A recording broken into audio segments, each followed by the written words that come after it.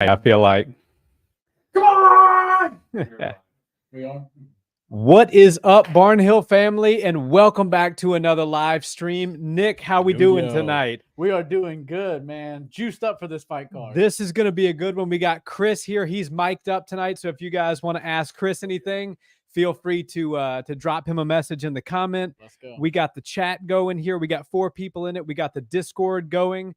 We'll put a link to the Discord in the chat as well if you guys want to join the live chat. Yeah. It goes on basically like a live group chat. I'm kind of new to it, but it's fun. Yeah. I like it. Yeah, and if you're on YouTube, we keep up with that as well. We keep up with all of them. So yeah, jump in, come hang out with us, watch some of these fights. Let us know who you think's going to win. Let us know how you see these rounds playing out. And I feel like this is going to be one of those magical nights. Anytime the weather gets cold and they're in a awesome place, Las Vegas is the fight capital of the world.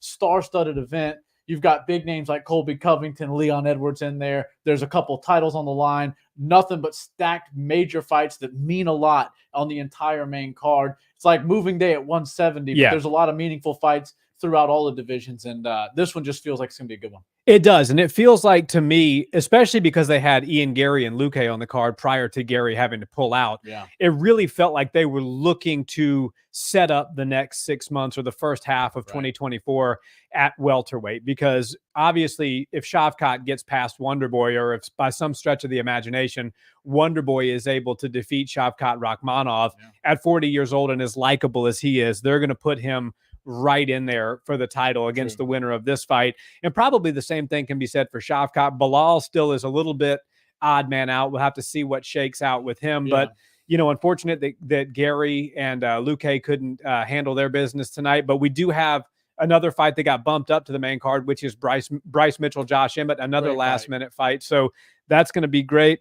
We got Torrin Brown in the chat. Torrin, welcome, brother. We haven't heard from you in a while. It's good to have you in the live chat. He's picking Ferguson. Let's go. I wanted to talk about this. This is what I wanted to bring up next. This is a true definition of the changing of the guards type of night. So we've got all these older dudes. And when I say older, like late 30s, mid 30s, but they're all fighting these young dudes, Patty and Tony, right? That's kind of the biggest drastic difference between opponents. But you've also got Wonderboy and Shavkat. That's the days of old versus the days to come. And even Colby Covington is a little bit long in the tooth as far as a lot of people are concerned. And Leon Edwards, even though he's been in the game and he's been doing the damn thing for a real long time, he's kind of a new face for a lot of people. And he's really been coming on strong, on his way to the title, got the title. Now he's proven he's the best in the world. But he does sort of feel like he belongs in that new wave of fighter, even though he's been there since before even the Reebok days pants. Yeah. I mean, Leon is a vet. He's been around a long time, and it doesn't really feel that way. But 12-fight win streak in the UFC right now. The guy's absolutely on fire. It's going to be a tough matchup for Colby. It really is. But I mean, the same can be said for Leon, because Colby is a handful. I mean, say what you want about the costumes, the antics. Colby Covington can flat out fight. He's a cardio machine. He's got the best base for MMA, in my opinion, which is just lights out wrestling, relentless pressure forward wrestling. He's got very good hands. Yes, he doesn't have a whole lot of punching power, but he does have some really crisp shots, and he accumulates with the volume. So he doesn't really need the power to break you down, because when he's hit, it's almost like when somebody's hitting you with 60, 70% shots. Right. It's just as bad as if you were to get hit with one big shot every now and then. So it's going to be a really eventful night. Co-main event is great. Brandon Royval, I just read a statistic, 15 wins, 13 of them by finish. So, you normally don't see that at flyweight. Pantoja is a beast. We know that. He's submitted Royval. Royval's trying to get his revenge tonight.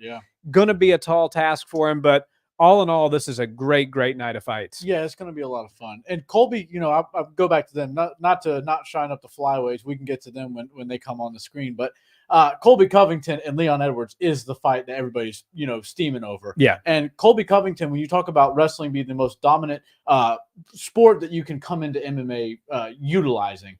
And oftentimes people look at wrestling as a very explosive sport. You have to use dynamic motions, and you have to be very explosive and agile, and all of that stuff burns calories, wastes energy.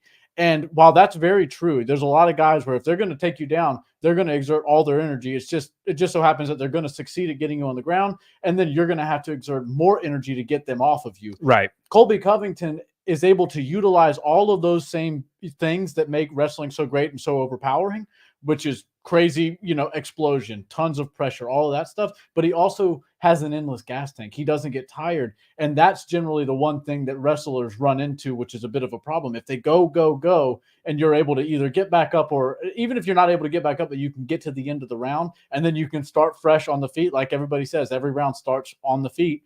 Then you've got a wrestler that has to dealing with that all over again. Colby Covington has basically taken his wrestling and made it as similar to his striking as you possibly can. Accumulative, aggressive, always pressure, but voluminous. He's not really looking to blast W, have a 30-second exchange where he's, transitioning and moving around on top, and then you wind up back on your feet. No, he's going to slowly grind you up against the cage, slowly grind you to the ground, and then start to work some top position, steal minutes off the clock, and then beat you up a little bit. Clearly stay active enough to not get stood up or anything like that. But that's sort of his style, both on the feet and on the ground, and that's why I think this is a really special fight for him. Everybody knows Leon Edwards is absolutely lights out. That could be his fight name if he didn't already have Leon one, right? Lights Out Edwards. That actually works with the double L. Right, I like it, yeah. But, so the question is, and the only point of criticism, because Leon's game is pretty good. I mean, it's top to bottom extremely good. His grappling's very underrated. His striking obviously speaks for itself. Right. But he did have that moment where he seemed a bit checked out in the first Kamaru-Usman fight, and his coaches had to inject some energy back into him. So my question to you is, we know Colby's a pressure guy. We know he's a cardio machine. Do you see the grind of Colby Covington being a factor? Do you think he can get Leon to check out in this fight like he did in the first fight against Kamaru? Yeah, I don't know. And a lot of people are looking at the press conference and sort of the animosity between the two and the mental warfare that he knew Colby was going to come into this fight week with, but I don't think he realized it was going to get where it got. And of course, his raw emotions that you saw come out on the press conference mean that it got to him. It got under his skin. And that can go one of two ways. That can either lock him in, and now he's going to go out there like a man on a mission ready to kill Colby Covington, or that same thing can be said, but at the same time, he's going to waste all his energy and his adrenaline and all of that stuff just going out there trying to rip Colby's head off. If he goes out there just trying to get a one-punch KO so he can basically starch Colby, I think he's going to run out of gas early looking for that. Leon Edwards is a patient fighter. We've seen very few people lose basically every minute of every round in a championship fight and then go out there and win the fight, win the belt in the last minute or so. Leon Edwards is on that very short list. So he's a composed fighter. He's patient. He's willing to play the long game if he has to. And I think the best thing he can possibly do, if he wants to win this fight, if he wants to have success and keep his title, is he can't let what Colby Covington said to sell this fight interfere with him, interfere with his game plan whatsoever. He's got to go out there, and whatever his great team of coaches, his great team of fighters and trainers that he's been with for all of these camps, and especially this one, put together as his game plan and what he needed to do tactics-wise, that's what he's got to come in with. Don't throw caution to the wind and start to just brawl with Colby, because Colby's got a gas tank, he's got a chin, and if he's got you right where he wants you, which is mentally checked out, that's exactly where he's going to be most lethal. Well, let Colby's words motivate you, but don't let them get you to a point where you get angry, start fighting emotionally, and get sloppy. Right. And that's the balance that Leon needs to keep. So let's get to the chat here. We got Torrin Brown in the chat. Torrin, it's good to hear from you again, brother. Torrin says, not sure why people are so high on Paddy beating Ferguson. He isn't that good, to be honest. He looked bad against Gordon. Paddy is a winnable fight for Ferguson compared to the guys he's lost to. Torrin, I totally agree. I am picking Paddy to win the fight. I think it's kind of the changing of the guard, and the way Tony fought really made all of us fans of him. I mean, I don't think there's anybody in this chat now. We got 12 people. Thank you guys, by the way, that isn't a diehard fan of Tony Ferguson. But at the same time, the way he fought for all those years kind of doesn't lend itself to a whole lot of longevity. And I think those wars are really starting to catch up with Tony now. Unfortunately, I'm rooting for Tony, but my pick for this fight in the video we did leading up to it was that Paddy the Baddy was going to get a finish. Would be glad to be wrong on that one. Chris Velarde, what's up, man? Haven't seen you in a while. I got to get up and train with you guys soon. It's good to hear from you. Go. We got Harrison Blair. What's up, cuz? Good to see you, man. Thanks for joining the live. Yeah, and Velarde, he's going with all the old dogs. He's got Colby, Wonderboy, and Ferguson. And I like that. I was thinking about it. Wonderboys, that's a tough fight for Wonderboy. 6.5 to 1. Yeah, but 6.5 to 1. Shavkat Rakhmonov's biggest issue is he doesn't move his head. Yep. And while he is a big body, he's a very great fighter everywhere. Clearly, with 100% finish rate, I mean, you can't really talk about many flaws, but he doesn't move his head that much. And, you know, Wonderboy is one of the greatest strikers the UFC's ever seen. And it's not like, oh, his best days are behind him. We just saw him basically dismantle Kevin Holland. And Kevin Holland is a personal friend, great fighter, and truly a high-level fighter and a great striker. And he went out there and, I mean, was able to compete with him and not only compete with Kevin, but get his hand raised in a fight a lot of people thought he would likely lose.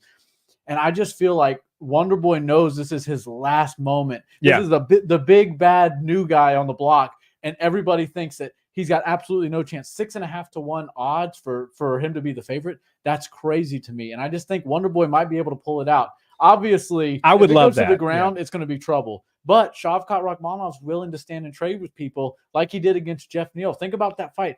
Jeff Neal was able to touch him up all day. And I believe Jeff is a more powerful striker than Wonderboy. But he's not near as dynamic, not near as creative. And his sense of range, his sense of distance and all that stuff, and his timing on his strike is nowhere near a Wonderboy. So I think if he's able to touch him the way he was able to touch him, the Wonderboy is definitely going to be able to put some leather on Shavkat. Yeah, there's no doubt about that. I mean, Shavkat did eat a lot of shots from Jeff Neal. And one thing we know about Wonderboy, and I was watching, you see Cheeto Vera on the screen there. Speaking of fan favorites, we got Michael Chandler in the house. Right there. It's going to be a star-studded night. Is that Molly Meatball in the back there? Yeah, she's not a fan favorite. We got Volkanovski and Craig Jones there. Oh, and Donald Trump is in the house with Kid Rock and Dana White. Hey, that's the ragtag motley crew that's been, you know, coming to all the UFC events all over North America. It really is funny because we've been watching MMA for a while now, how mainstream it's gotten over the years. You know, it kind of crossed over into pop culture with Ronda Rousey and then in a huge way with Conor McGregor. But it seems now that like more people, you know, we come across people that you would never think are fight fans and they're like, as diehard as we are, or even more, they're like, we don't miss a fight. If there's an early prelim, we've done our research. We know who's on it. So it's good to see the you know, MMA going mainstream. And it's safe to say it's mainstream now. People love to bet on it. I don't think people realized how much more exhilarating betting on fights is than it was betting on a football game. You know, if it's 36-0 at the end of, you know, or 35-0 in a football game at the end of halftime, you can kind of turn the TV off. Rip your ticket up and go home because you're not going to really see a comeback like that. But we've seen great fights. Houston's own Derek Lewis lost every minute to Alexander Volkov and then goes out there and gets the finish in like 30 seconds. So, I mean, to see that kind of thing happen and see the differences in the odds and then just things just happen in a second, especially at the heavyweight division, it's really unique. It is. So we got 11 people in the chat now, guys. Thanks so much for joining. Just on YouTube, yeah, just on YouTube here. Smash that like button. If you haven't subscribed already, we're your home for all things combat sports. That's what we talk about on this channel. We do a lot of clips. We do a lot of shorts, and we're certainly glad to have you here. Yeah, we want questions. We want, you know, y'all's versions of what's going on in these fights. Obviously, Nevada's known for having great refs and great judges. Not great refs, but great judges. And I personally think we're not going to see that many issues. But if we see some wonky scorecards or anything like that, y'all don't be afraid to call them out. Yep. And so we got Bryce Mitchell walking out now. Texarkana zone. You know, this is an interesting fight because Josh Emmett's got very good, solid grappling, good takedown defense, and he's very powerful. Bryce even went so far to say is that Josh Emmett is the most powerful in his signature camo shorts there, puncher in the entire 145 division. Now, I don't know about that. There's some great punchers at 145, but, you know, you could certainly make a case that Josh Emmett is up there with the best of the best. For sure. We got JD Jackson in the chat. What's up, man? What up, bro? Thug Nasty, God's favorite fighter. That is for sure. That's right. Yeah. He wore a shirt with the Bible. I guess that's his merch that the UFC's got now. You know, you talk about people that have interesting merch and uniforms. He's among the most interesting with the camo shorts and some of his stuff. I'm a fan of Bryce. You know, it was that Ilia Topuria fight. It was that he really kind of did some soul searching and even talked about retiring a little bit after that fight. But I'm glad that he realized, Topuria is on the fast track, and yeah, he will be a world champion. And he shouldn't hang his head because he lost to Topuria, because Topuria looks like he's well on his way to not only becoming a champion at some point in his career, but being a very powerful and legit champion once he does get the belt. Yeah, and I don't know if it's going to be this time around against Volkanovski. I hope not. I've not seen enough out of Topuria to say that he's ready to be a world champion just yet. I mean, his best victory was against the man that's about to walk out now in Josh Emmett. And that was a decision victory. Now, albeit it was a dominant decision victory, a decision win over a 38-year-old Josh Emmett. I'm not ready to bridge that gap and say that you can defeat, somebody like an Alexander Volkanovski at this stage of your career. But I do think at 27, 26 years old, he's got a very bright future in front of him. Yeah. Just going to turn the volume up a little bit here. Josh Emmett, he's one of those guys. We got 16 in the chat now, guys. Thanks so much for joining the live. I love this lady working, and she's got the straight up necklace of Christmas ornaments on. Yeah, I like that. She came to party. Josh Emmett looks good, man. He's going to be a lot to handle for Bryce, but this is an interesting stylistic matchup. I picked Bryce to win this, but I could see many different ways Josh could win. I think Bryce really does need to implement some of his good grappling. I think the longer this stays on the feet and the more Josh starts throwing bombs, the obviously more susceptible Bryce is to getting knocked out. But at the same time, I think if Bryce can kind of weather the storm and get his takedowns sort of mid-round, he can start to win rounds and potentially even get a finish in the third or so. 17 in the chat, guys. Thanks so much for joining. We're your home for all things combat sports. If you haven't subscribed yet, hit that subscribe button, smash like on this video, share the live stream. We really do appreciate it.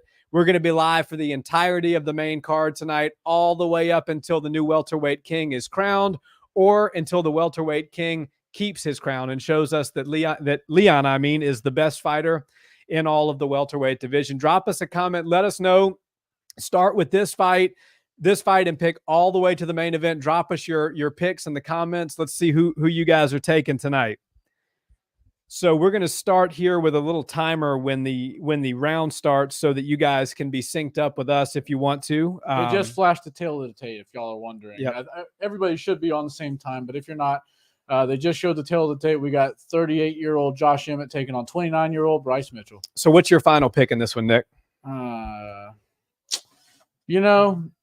It just got bumped up to the main card, so I didn't give it a whole hell of a lot of thought, to be completely honest. But now that I'm looking at it, Josh Emmett has fought the elite of the elite. We've seen Bryce in there with some tough opponents, but Ilia Topuria being the biggest name and the toughest guy that he's fought so far, in my opinion, it just feels to me like he's going to really have to be more than a one-trick pony to get his hand raised against Emmett. Emmett is a tough dude. He's durable as hell. He's been hit with a lot by a lot of great fighters, and he's got to have a chip on his shoulder after not getting his hand raised in his last one.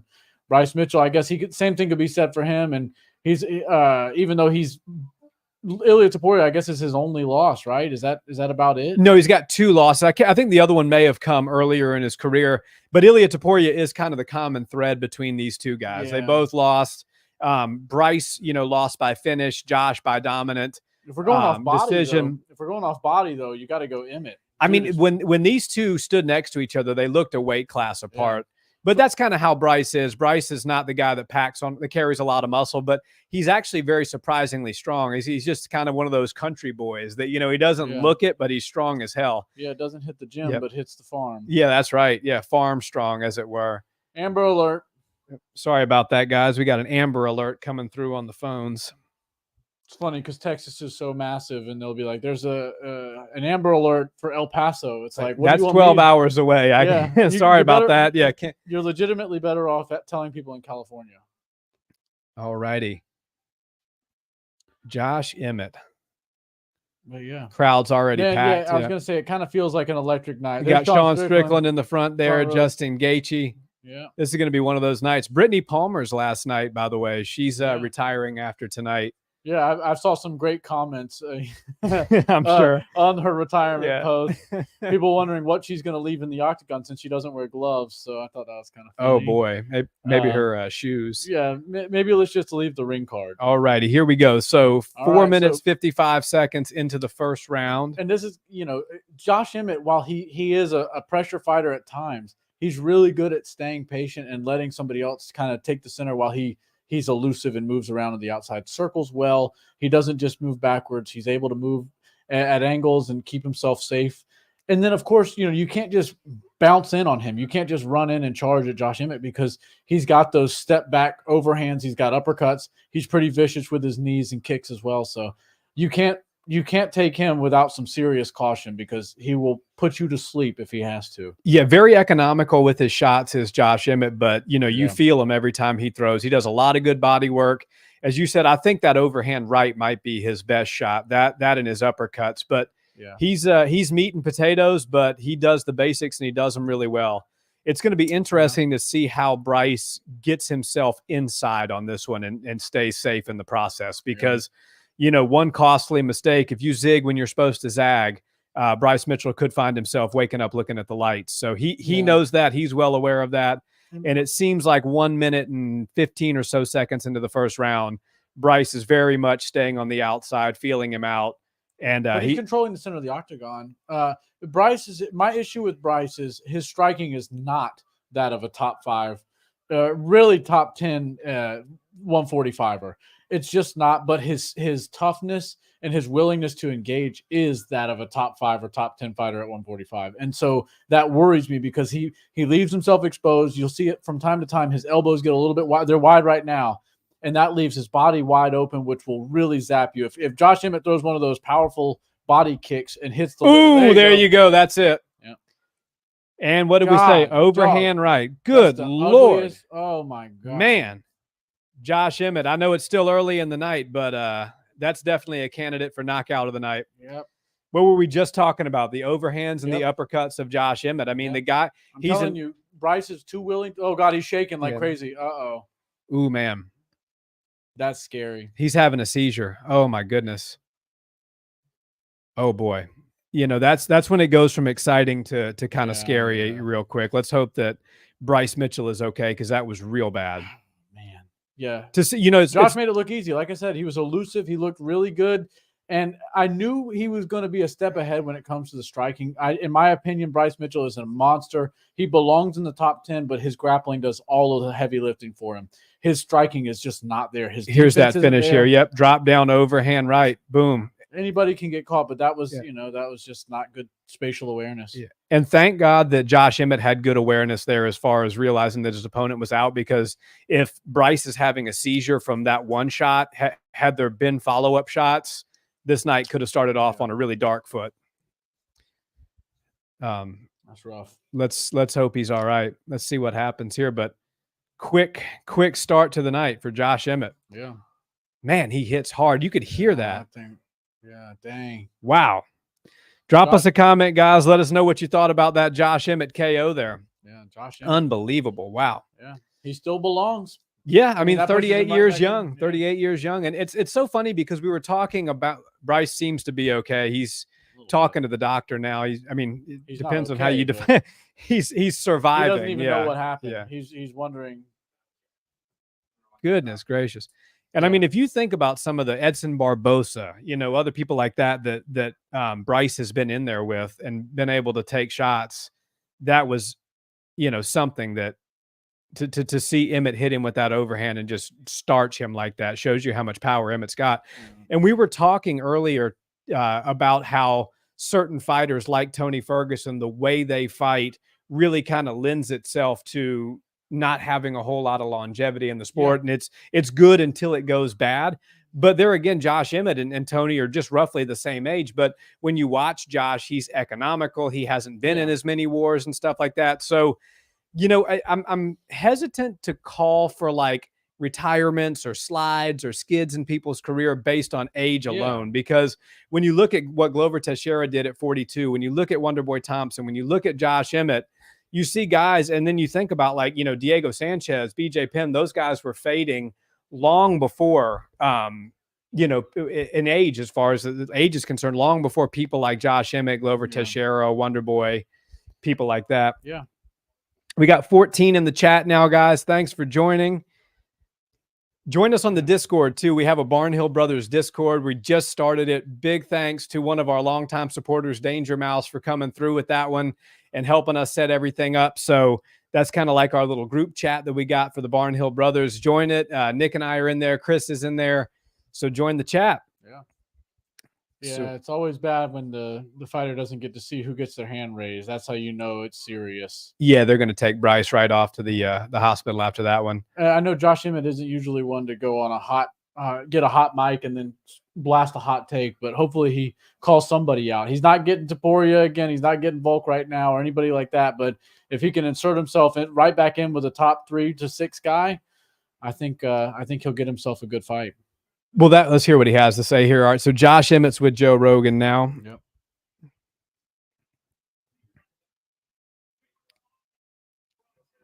Drop us your comments on who's going to win the next one, guys.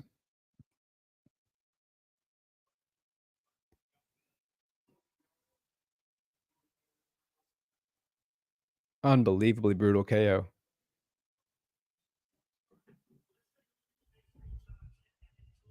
Wow. Absolutely devastating overhand there. Man, Bryce said it. He said that, I'm fighting the heaviest hitter at 145, and Josh just said it himself. But, Nick, as you said, Josh is not really one to call out somebody on a hot mic. He's kind of one of the good guys. But at the same time, I mean, that was a brutal first-round KO of a top 10 fighter. Right. So he deserves, he's number 6. Yeah. You got to think he deserves somebody. Yep. Let's do it in February. There you go. Yeah, that could work because Josh took absolutely no damage in that fight. But I would love a lot of weight. Yeah. He cuts a lot of weight. It's mid-December right now, and Giga probably sees that as a good. He probably had his sights on. I'm surprised February. Giga can come back that early. I thought he tore his groin, didn't he? Yeah. He tore it, but that could have been something more like he wasn't loose or warm when he was warming up. And while it could be bad, it could also not be that serious. I mean, people are walking around with tears all over. Theo Vaughn and Jared Leto. Yeah. Let's go, Theo Vaughn. Got Mario Lopez. Yeah, there we go. The handsomest purple belt on the planet. We got Kamaru Usman. Justin Gaethje. Gaethje and Chandler should duke it out right in the front. Sean Strickland. There you go. I wonder if Ian Gary's in the crowd. Nice, yeah.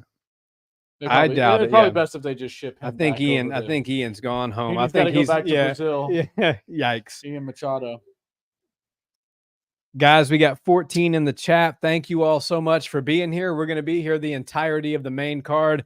So drop us a comment. Let us know who you think is going to win the main event. Let us know who you think is going to win the co-main. Do you think that Stephen Wonderboy Thompson can pull off the biggest upset on the card tonight and beat Shavkat Rachmanov? Drop us a comment and let us know. Let's go. Pimblett should be next. Yeah, Pimblett versus Ferguson is next. Yeah. How dare they if they would have put Pimblett over Shavkat and Wonderboy? Yeah, no, they'd have to fight. I love Tony, but that's bananas. The feature bout of the night, as they say. Yeah. Slap fighting. I can't get over this because when they make the posters for the slap fight, nothing against these guys, but you see like the craziest looking dudes that do it, and so their pictures on like the thumbnail or the poster that they make just look so funny. I don't know, and the training for it. There we go. And now they got like an Ultimate Fighter in the go in the slap house. Right. I'd love to see one of them get a little aggressive with a fighter when they're all at the Apex one day. Yeah, and the funny thing about slap is I always thought that Dana was kind of in on the gimmick. Like he thought himself it was, but I'm beginning to think now that he really actually Dana likes it. Oh, he loves it. You know what I mean? He loves calling the influencers of the world to come watch it. And at this point, I've heard multiple of them say, "I don't get paid to go there. I really enjoy going to watch it." I'm seeing people like Sarah Safari and Bradley Martin and Bryce Hall. These people they all go out there and they watch it, not because the UFC's paying them or anything like that. They legitimately like to go watch people get slapped in the face. And if you travel to a slap fight, I feel like that says something, even if it's just a drive from LA to Vegas. That's pretty insane. All right, we got the two guys in the main event making their entrance now. Colby Covington, Leon Edwards. Yeah. Man, both of them got a lot of security. Yeah. This is going to be a good fight. Especially that one right there. Colby Covington has entered the building. That's a big fella behind him, too. Yeah. But he said, Colby Covington said he's not losing in front of Donald Trump. So, yeah. Well, he said that if he wins, when he wins, Donald Trump is going to put the belt around his waist. I believe that. Yeah, I think that'll for sure happen. I mean, Dana's right there next to Trump. So if Colby does win, I see that happening 100%. That would be he'd be able to pull that string easily. Dana White's in charge. Yeah. Let's get to the chat here. Yeah. So we got JD Jackson off to a horrible start. That KO will change how you fight forever. Yeah, that's for sure, man. That was brutal. That was brutal. That's one of those ones where you take a solid year off after that, because that's that's when you're gonna need to spend some real time recovering from. Yeah. He's gonna have a headache till Christmas, maybe New Year's. So so Tony Ferguson, Patty. Let's kind of shift our focus there, because that's the next one. What did you think about the videos that have surfaced on Tony doing like the thing that he does, like the wrestling, slide, the knee slides that he does before all fights? 2015, he's as sharp as ever. Looks like a 18-year-old doing it. And then all the way up to like 2021, he's doing it sharp. And then this last couple fights, like he's not really getting across the ground very well. Yeah, there comes a time when you see a fighter fighting, and Tony was once a really great fighter. I think one of the all-time great 155ers. We got Dom Pilarte in the chat. What's up, Dom? Bro. Well, sorry you couldn't make it tonight, man. Next one. But and there comes a time where you realize when they're in there, they just look a little old. In Triple G, we saw it in boxing. You see that with BJ Penn, and I think unfortunately Tony's kind of hit that part of his career where he's just lost more than a step. He's lost a step and a half. Yeah.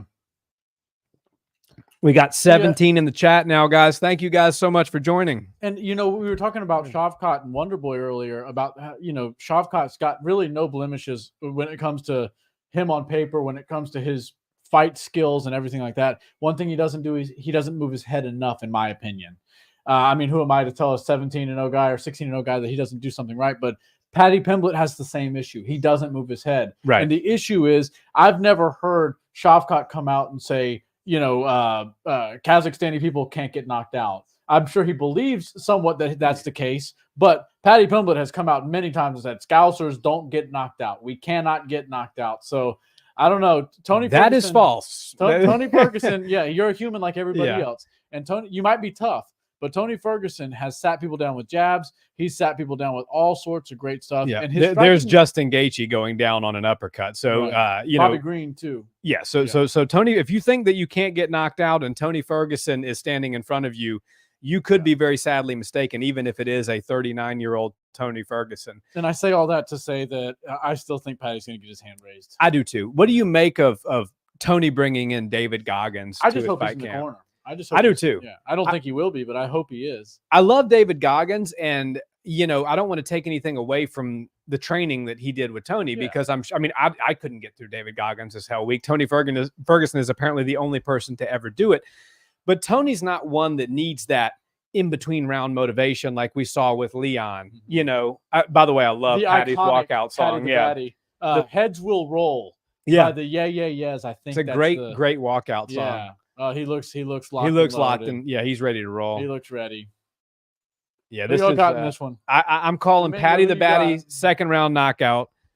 JD, Domingo, drop y'all's comments. Who's winning this fight? Is the old dog Tony Ferguson going to show us that he's got just a little bit of life left in him, or is Patty the Batty going to pretty much put the nail in the coffin for Tony Ferguson's outstanding UFC career? Oh, he's going with the braids too. Good for him. That means his hair's a little longer. Yeah, his hair's. I noticed that at the I want to get to this too. Domingo says you can't let those shorter guys underneath you. Man, I've been training a lot with Domingo. We've been getting a lot of rounds in together, and a lot of training, a lot of skill drills and development, and then tons of hours after class where we do extra rounds and stuff. Domingo is so right about that, because for him, he's a longer guy. He's a tall body for 135.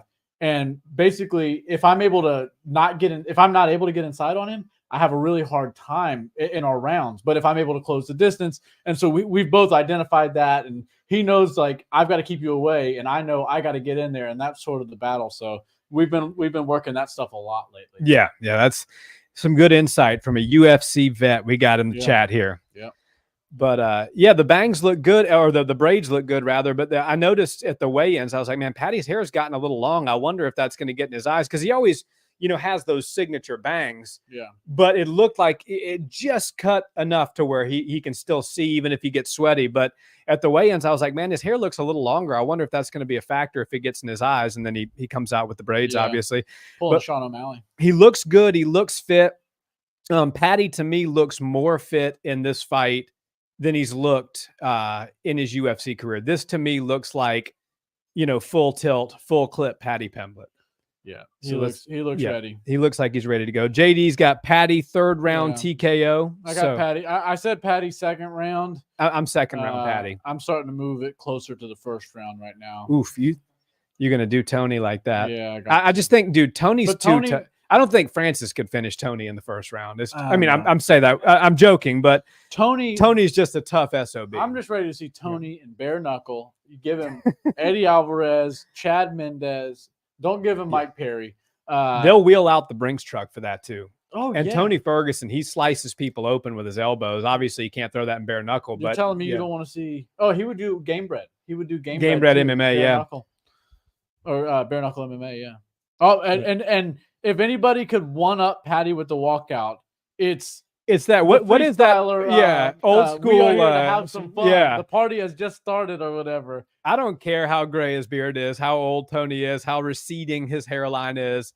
I am still an El Cucuy fan, and when that song hits the speakers, I get excited. Yeah, and chat, if you don't know that song, Google it. Yeah. What's that one app you use to find songs? Shazam that bad boy. It's it's a good song. Yeah, or whatever. It's such a good song. And if you want to just feel like you're about to start moving around, throwing some nunchucks and stuff, you're going to hear that song. Yeah. I got Here we go. Tony Ferguson, ladies and gentlemen. He's got to loosen up the hips. The always exciting. Now, we know he's going to do something weird in the beginning of the fight. Is he going to throw a little sand in the face? Is he going to do a breakdancing move? I like the change levels, kick the low calf. He's been kicking the calf for a while, but he doesn't do it from a standing fight position. He does it like he drops down, puts a hand on the ground, and then does like that spin. Remember? But but it's a calf. Oh, Goggins is in the corner. Yep. Come on. You can't have him in the camp and not have him in the corner. Yeah.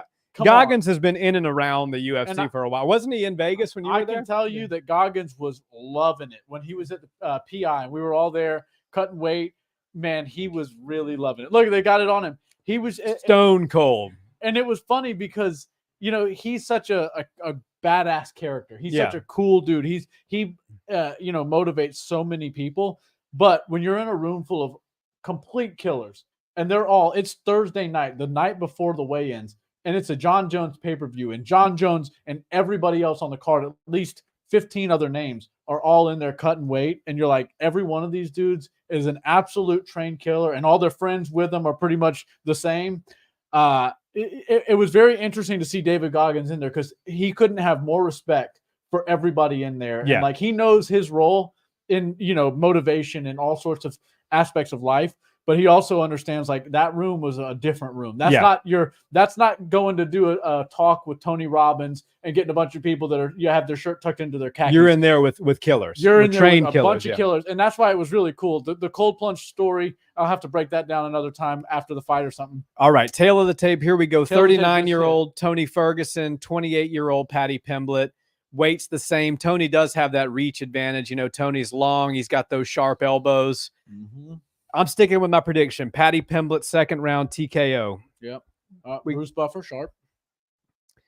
All righty, guys. We're going to start the timer here. We got 19 in the chat. We were up to 25 a minute ago. Some people dropped off. Thank you so much, man. Thank you guys for joining the chat. 5 on X. And we got 5 on X. Thank you guys. Thank you so much. So let's see here. All kinds of love. We appreciate you. We're new to X. I mean, that's kind of with the live streaming ability. You know, obviously Elon set that thing up where you can do conference calls and people can listen in, people can ask questions. It's quite interesting. So that's going to be coming into the new year. We got some new things we're working on. Obviously, these live streams are a big part of it. Yeah, we're going to try to go live, obviously, for every pay-per-view. But there we go. Okay. He's sliding. He's sliding pretty good. Maybe Goggins has got him in better shape this time than the last couple. But it's not necessarily when you talk about Tony not being in shape, you never consider it being his cardio. His cardio is always going to be there. We all know that. But eventually the body just starts to give out. And so even if his heart and his vascular system can keep him going forward, his body just can't hold up as well anymore. But who knows? Maybe this Hell Week did something to him, and we're going to see a different Tony Ferguson. Yeah. One thing I really like out of the body language and the eyes of Paddy Pimblett is while people look at this as, oh, he's a big favorite and this is an old dog that he should go out there and kill, it doesn't look to me like he's taking this lightly. No, he's taking this totally serious. Paddy knows this is wait a second. This ain't some 0-6 guy. This is Tony Ferguson. This is the biggest and toughest fight of Paddy's life. Here we go. Some respect. Bro, that's a veteran move right there. No handshake by Tony. Trying to show him a little love and give a tap before the fight starts, and Tony's just saying no. That's mind game starting right from the beginning. Let's see here. All right, head movement. But watch out for that kick. So Paddy just saw. All right. Okay, so Paddy threw a punch. High kick by Paddy there. And Tony slipped right down to the power side, which is dangerous. He felt that one in the calf. Beautiful calf kick by Paddy. Tony connects with a pretty good long two. Oof. Okay. Bro, see, I'm telling you, that was a jab to the body. Yeah. And he sat him down. Tony's got a very powerful jab. It's quite interesting. Yeah, Tony needs to not engage directly forward. When he does attack, he's got to change some angles. And it's not like change the angles on your way in, but change the angles of the fight. Like make everything different. Oh, he's already got Paddy to grapple. Shooting. Yeah, Paddy's switching stances a lot. He's throwing a lot of body kicks. People look at Paddy Pimblett, the ones that have only known him since his UFC career, and see like a guy that loves to go out there and brawl. But you have to remember, Paddy is actually a submission ace. He's very good on the ground, and he's really good at getting finishes when he does get a grappling situation going on. Nice overhand by Tony there. He timed that calf kick well. I don't see Paddy submitting Tony. I think if he finishes him, he's gonna TKO or knock him out because Tony doesn't tap. Tony will let you break his arm. He'll let you tear all of his ligaments in his leg. If it's a choke, obviously, even the toughest man goes to sleep if the blood stops going to his brain. But see, nice, I'm telling you, nice hook there by Tony. Paddy doesn't move his head at all. 21 in the chat, guys. Thanks so much for joining. If you haven't, drop us a comment. Let us know who in the chat who you guys think is going to win this fight. And more importantly, let us know who you think is winning this fight so far. In my opinion, octagon control and damage has to go to Ferguson, but Paddy's having his moments as well. Paddy's swinging big. Paddy's looking for that emphatic KO. You, Paddy the Batty is looking a little bit tired. Somebody who shouldn't be this tired for only 2 minutes into a fight. And I'll tell you, once he shot in on Tony, that can be exhausting. That might not look like much, but if you shoot in on somebody and you get completely denied like that, even if you weren't really looking for it, you can really start to feel it in the gas tank. Yeah, absolutely. Tony really is for a check hook. Paddy is. Yep, and Tony landed a nice check hook just a few minutes ago. But Tony's he's got some good head movement. He's walking his way in. He's making Paddy miss just ever so slightly, and then he's landing his shots.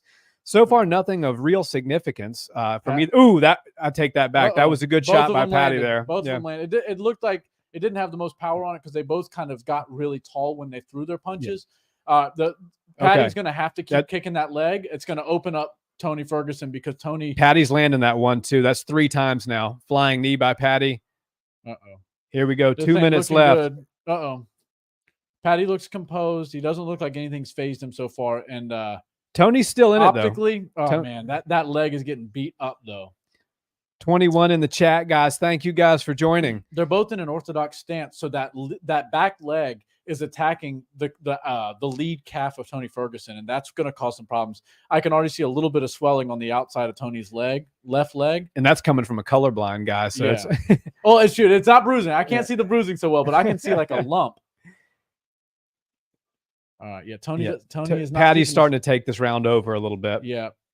Good calf kick there by Paddy again. but Tony needs to be picking up the reads on this and try to check some of these, because that can really take away the amount of times that the Batty wants to be throwing that calf kick. You check with your shin clean on somebody's calf kick, and they will stop throwing it unless they're just dumb. Yeah, and Tony's landing a nice inside low kick of his own. Oof. Patty keeps landing that one too. Straight ones and twos down the pipe. Ooh, flying knee. That's it. Nope. That's all right. Yeah, bro. Is he going to submit him? 52 seconds. Can Tony survive? He's going down. Yeah. Let's see what planet stuff works out for him. Yeah, Tony's got to get off the bottom here. It's like he's got a great guard, but after being knocked down, you can't take too much of that. See, if I'm Patty, though, I know he's in a great spot right now. But if they do loosen up and he doesn't control the back like this, let Tony stand big up. Shots by Patty. Now we're talking about a finish. Tony's got to bring Patty. Seconds, he's got to close that distance between him and Patty, or they're going to call it. All right, but he's still active. I know he's giving up his back and stuff, and you kind of have to do that when you're. All right, he has his wits about him. Tony's got him in the butterfly guard. Patty's passing. Is it Herb Dean that's reffing this? No, it's the other fella. I can't remember his name. Who is it? Yeah. Herzog? No. Okay. I don't know his name. He's kind of drawing a blank on him, but okay, he understands who he's dealing with. Tony Ferguson ain't the kind of guy that needs an early stoppage. No, Tony Ferguson and that's the thing about Tony. That's those veteran moves. He knew obviously nobody wants to get their back taken, and it's not a good thing to have your back taken. But when somebody's in full mount raining shots down against you like Patty just was there, and there's a few seconds left in the round, and it's probably going to get called if you eat a few more of those, turning your back and letting Patty kind of work from there can save you to fight another round. Yeah. So let's see. Do you think that exhausted Patty a little bit to go out and try to go for the finish like that?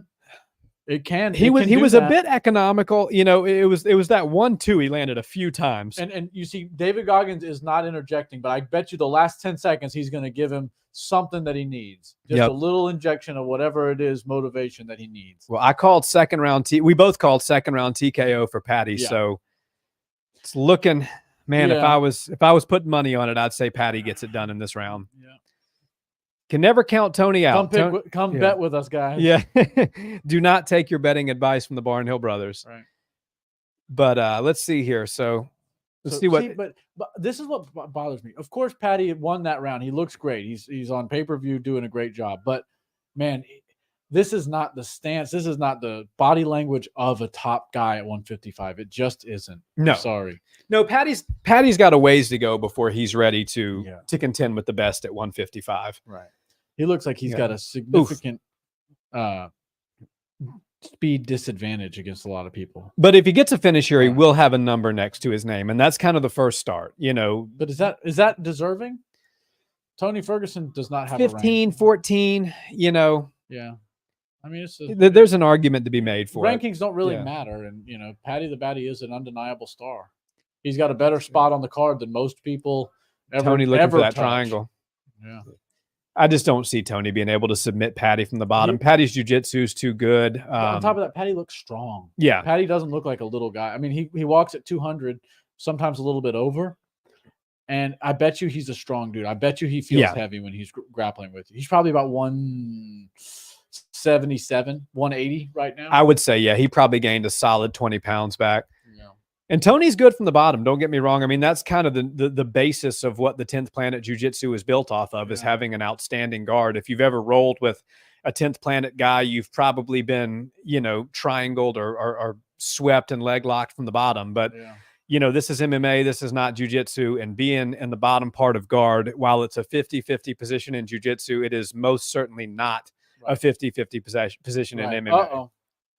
He doesn't have it totally, but the rubber guard. Rubber guard or whatever. But he's going. Dom said Ferguson not looking good. I agree, man. It's not looking too pretty for Tony here. This round's a little bit slower pace. Patty's trying to grind him, but Tony's going to have to do something here. He obviously lost that first round pretty big towards the end there, and he's losing this round. So let's see. Yeah. Patty looking to just keep that top pressure on. He's broken out of the rubber guard there, but Tony's got head control, so he's kind of keeping Patty down a bit. Yeah. It's exhausting for both guys here, no doubt.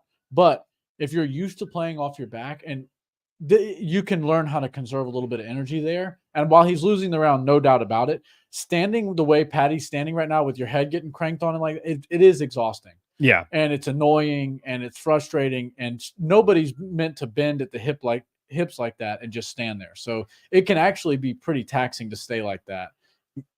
Tony's relatively safe down there, and he's probably not exhausting his own energy that much because he's not got to wrap around the body with his legs, and he's not really doing anything with his hands. He's just sort of sitting. Well, he had his foot on Patty's hips there a second ago, which was kind of keeping Patty at bay. Patty seems to have broken that. Yeah. He is against the cage. Yeah. So that was a good shot there by Patty. Yeah, clean shot. Still landing some good ground and pound. You know, Tony's kind of looking for those modified guards, the rubber guard. So far, Patty hasn't been able to cleanly pass the guard of Tony. Tony's done a good job with the butterfly hooks and in the various head control maneuvers he's been doing. You think he's going to go for head and arm? He's on the wrong side. I don't think he's going to be able to. But he can jump over if he's able to. If he's able to knee slide down here and get that leg off of him, he can jump over. Now he's out. Yeah, I think the cage was kind of Patty's enemy there for a head and arm. Yeah. But again, that's the only kind of submission I think, truthfully, that you can finish Tony with is a choke where he goes to sleep because he's not going to tap to an arm bar. He's not going to tap to a heel hook. We saw that with Beneil Dariush. Yeah. Beneil literally had to let go of the heel hook because he's like, yeah, I felt everything pop and the guy's still fighting. So it's like, well, what can I do from here? 21 in the chat, guys. Thank you guys all for joining. Yeah, let us know who you think's winning this fight, even though it's pretty obvious. Yeah. And let us know, is this going to be a finish? Obviously, it's looking like Paddy Pimblett is going to get his hand raised here unless Tony Ferguson can do something miraculous here in the third round. But drop us a comment and let us know, will Paddy the Baddy finish Tony Ferguson in the third round? Is this the last fight on Tony's contract? Or does he have more? That I don't know, but I feel like the UFC will cut Tony. Even with a win? If he loses, they'll cut him. Yeah. If he wins, they'll probably keep him around. Build somebody else off him. Yeah. But they don't want another like BJ Penn. You know, it's not fun to see look. that. Yeah. And it shouldn't diminish the career of a great champion or interim champion, but it kind of does in a lot of ways. And Dana's not the guy. He's not the guy that likes to see his talent or the people that really helped him grow over the years. Somebody who dedicated their life and got punched in the face for a living, take beatings when they shouldn't be anymore. And that's why he really does like to get out of that business. He never wants to tell somebody what to do in either direction. He never wants to tell somebody you need to fight, and he never wants to tell somebody you need to retire. Fight. Yeah. A couple. Not mine. Guys, let us know if we're having technical difficulties, if we're freezing up or not. All good on my end. Let's see here. We got some chat to get to. Yeah, come on, guys. Thrill, what's up, man? Thanks for joining, stopping in to show some love. Got a few screenings going for UFC and boxing. We always appreciate hearing from you, my friend. Thrill Hill, longtime supporter of the channel. That's an OG. We appreciate you. Thank you all for being here. Yeah, thank you. Drop us a comment. Let us know before the round's over. Is Tony Ferguson going to be finished in the third round, or is Paddy going to win this by decision? Kind of hard to think that Tony's going to win or get a finish here, but crazier things have happened. Let's see. It's going to be interesting to see because Tony knows he's got to finish here, or pretty much his UFC career is going to be over. Yeah, and I think he's going to step behind, man. Yeah, he just looks like a shell of the older Tony Ferguson. I mean, I'll tell you, Paddy the Baddy looks like he's been taking his strength and conditioning seriously. Yeah, he looks good. He looks the strong. Back muscles. I mean, he's also Tony landed a decent uppercut. I don't think it rocked him, but he did step a little funny. Paddy did. Nice little body kick there. Yeah. Both of them could work on Lost the feed, guys. Sorry. Both of them need to work on their balance a little bit. That's when something's going to happen. Yeah. Right. Here we go. Paddy's kind of getting walked down a little bit. It looks like Paddy is a little bit gassed, man. Yeah. Tony's on top now. No, he wants to stand and strike with the young man.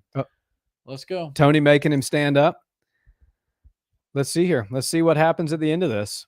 I love that. And I love when the ref lets them do this, the clean break, because while a lot of people sit there and kick the legs of somebody who's sitting down that wants to do jiu-jitsu, like, just stand up. We don't need to waste 20 seconds of that. Right. Yeah. And Tony is a veteran. He knows that. Right. Come on. Oh, wow. Tony's cracking him. Tony's touching him for sure. I don't think we can even fully understand how insane that stadium is going to go if Tony Ferguson gets a late finish here. It's going to be nuts. Yeah, good wrestling by Patty, huh? So yeah, obviously he comes from a part of the world that is not known for their wrestling. I don't even think they represent when they go to the Olympics for wrestling. But you have a few, English wrestlers, but it's certainly boxing is where they really shine. Let me see if we can get this feed back up and his jiu-jitsu is clean, but they just don't have the wrestling out there. He's still going. Tony Ferguson looking for that triangle, man. It hurts my knee just to look at it. Yeah.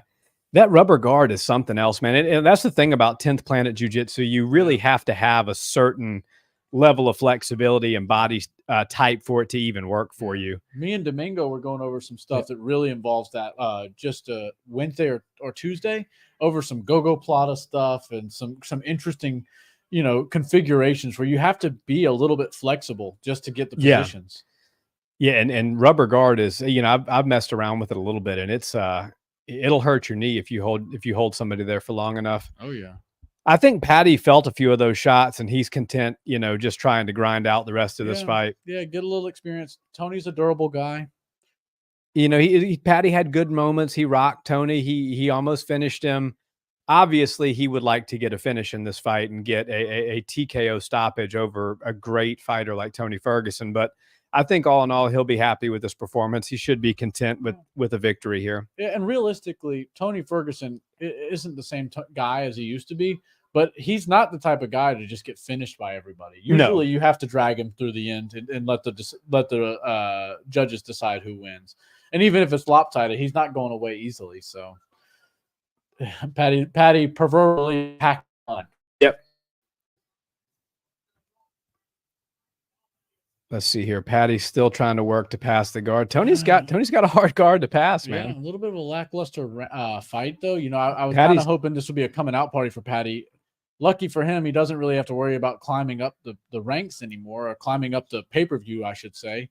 He's already 2 fights away from basically a title slot, so he doesn't really have to worry about going down or. You mean like a main event?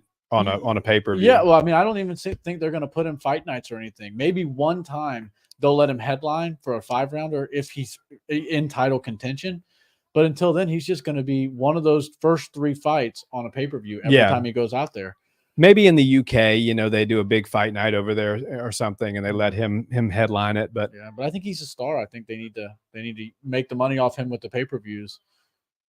Tony looking for a guillotine, but it's not nearly deep enough. No, it's like an underside head and arm.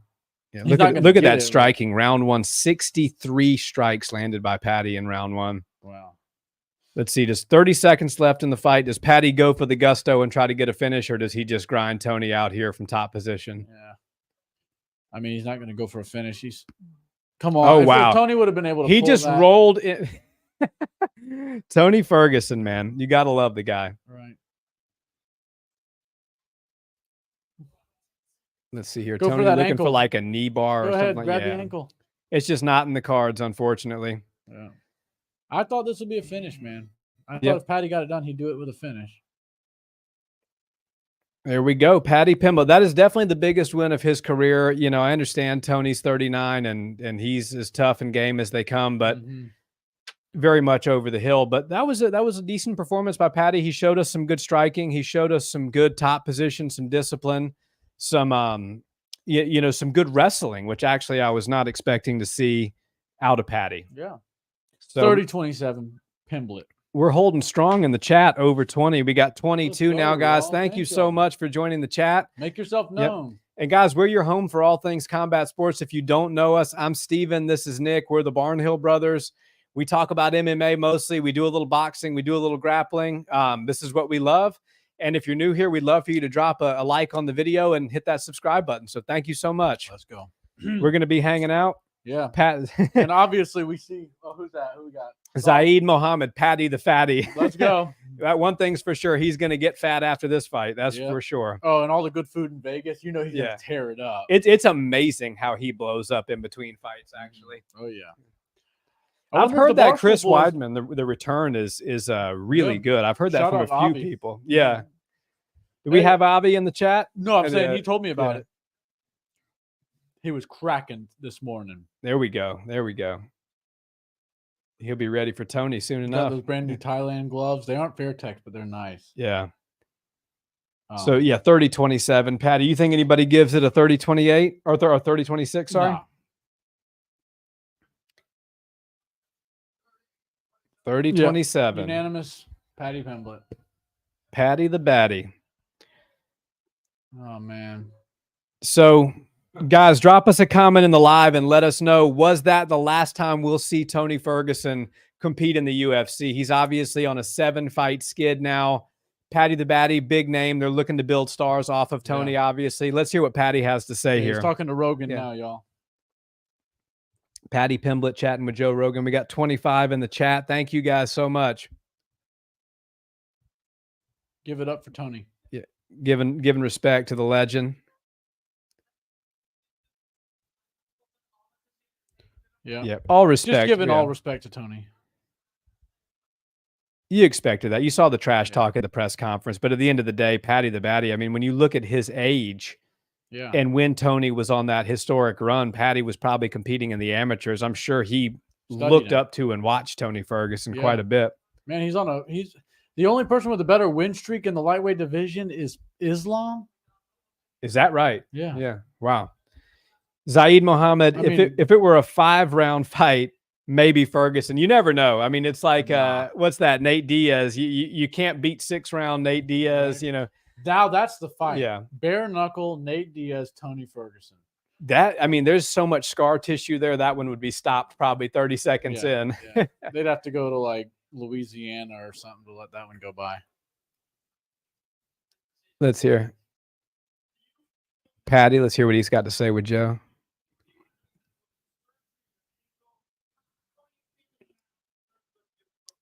Patty talking about his recovery from surgery. Yeah, he's doing good. Guys, who do y'all think Patty should fight next? I mean, obviously 155 is wide open. He's not ranked. I don't really know if he'll get to the top 15 off that one, but he might call somebody. He's talking about some family stuff and everything like that. So, I mean, he's not really looking to call somebody out tonight, but I mean, who is there that he could fight? You know, it's going to be interesting to see if he cracks the top 15. If he does, then you give him some, he probably will be 14, 15. You give him the number 11, number 12. Yeah. Yikes. That's a yikes. Somebody called Jalen. Zaid also said the fight he's waiting for is Shavkat. Yep. Me too, man. That's going to be a good one. And as much as I love Stephen Wonderboy Thompson, and I think he's one of the true good guys in all of the UFC, this seems like it's Zach Brown, Shavkat's time. Look at Zach looking sharp, man. Sharp. He's lost some weight. There's busting with the boys. There we go. That's how you know you made it, bro. George St. Pierre, Boss Rutan, I'm not Chuck impressed Liddell. with our mans. Yeah, Shavkat. He's DDP. There we go. We got the stars in the crowd tonight. Yep. Oh, and there's Sean right there. Yeah, let's go. Sean Strickland. It's amazing how Sean has come on to be one of the stars in the forefront of the UFC. Sean is the man. He was my didn't see that coming card of 2023. 100%. Let's see here. We're doing a little promo for the next pay-per-view, Sean Strickland versus DDP. Who do you guys think wins that one? Do you think Sean keeps his belt? Or do you think DDP is gonna spoil the party? Man, Sean's got it. And everybody, Dana White loves to say, if you don't know, now you know. Sean Strickland obviously beating Israel Adesanya was the eye-opener for everybody. But since he's become the champion, so much footage has surfaced. Old footage, current footage, all sorts of stuff. And you see who Sean is. You get a feel for his personality. You get a feel for who he is as a fighter inside the cage. But then you look at like his sparring, you look at who he's beating, you look at he's game to fight anybody. Yeah. Highest level boxers in boxing, the highest level kickboxers in kickboxing. He spars MMA guys Francis, for God's sake. that are heavyweights. He does not care. He's game. He's a different breed amongst maybe the wildest breed of humans there are, which are UFC fighters. And Sean is a call it like you see it. What you get, what you see is what you get, and what you don't is better yet. Yeah, that's I'm a really, really big fan, and I didn't honestly really have Sean on my radar going into 2023. And my God, has he ever had a year? I mean, he's had a couple of years, but ever since he when he went away, people just sort of forgot about him. And they're like, oh, he made a return. Remember that guy? Yeah. 170 guy fighting at 185 now. But yeah, he's but no, fresh coat of paint. Strickland is one of the baddest dudes on the planet. Let's get into the chat here. So we got Zaid is waiting for Shavkat, and Dom is saying that Thompson is going to school Shavkat. So that card's pretty let's light. see. Patty. Hey, this card being this light tells you what they think about Sean Strickland. I mean, Drick is too, but Sean Strickland is on a really top-heavy card right there. Yeah. And I think it's going to do pretty good numbers, and it's all thanks to the American man himself. Yeah, and you know the funny thing, too, somebody who surprisingly has a big fan base is Dricus du Plessis.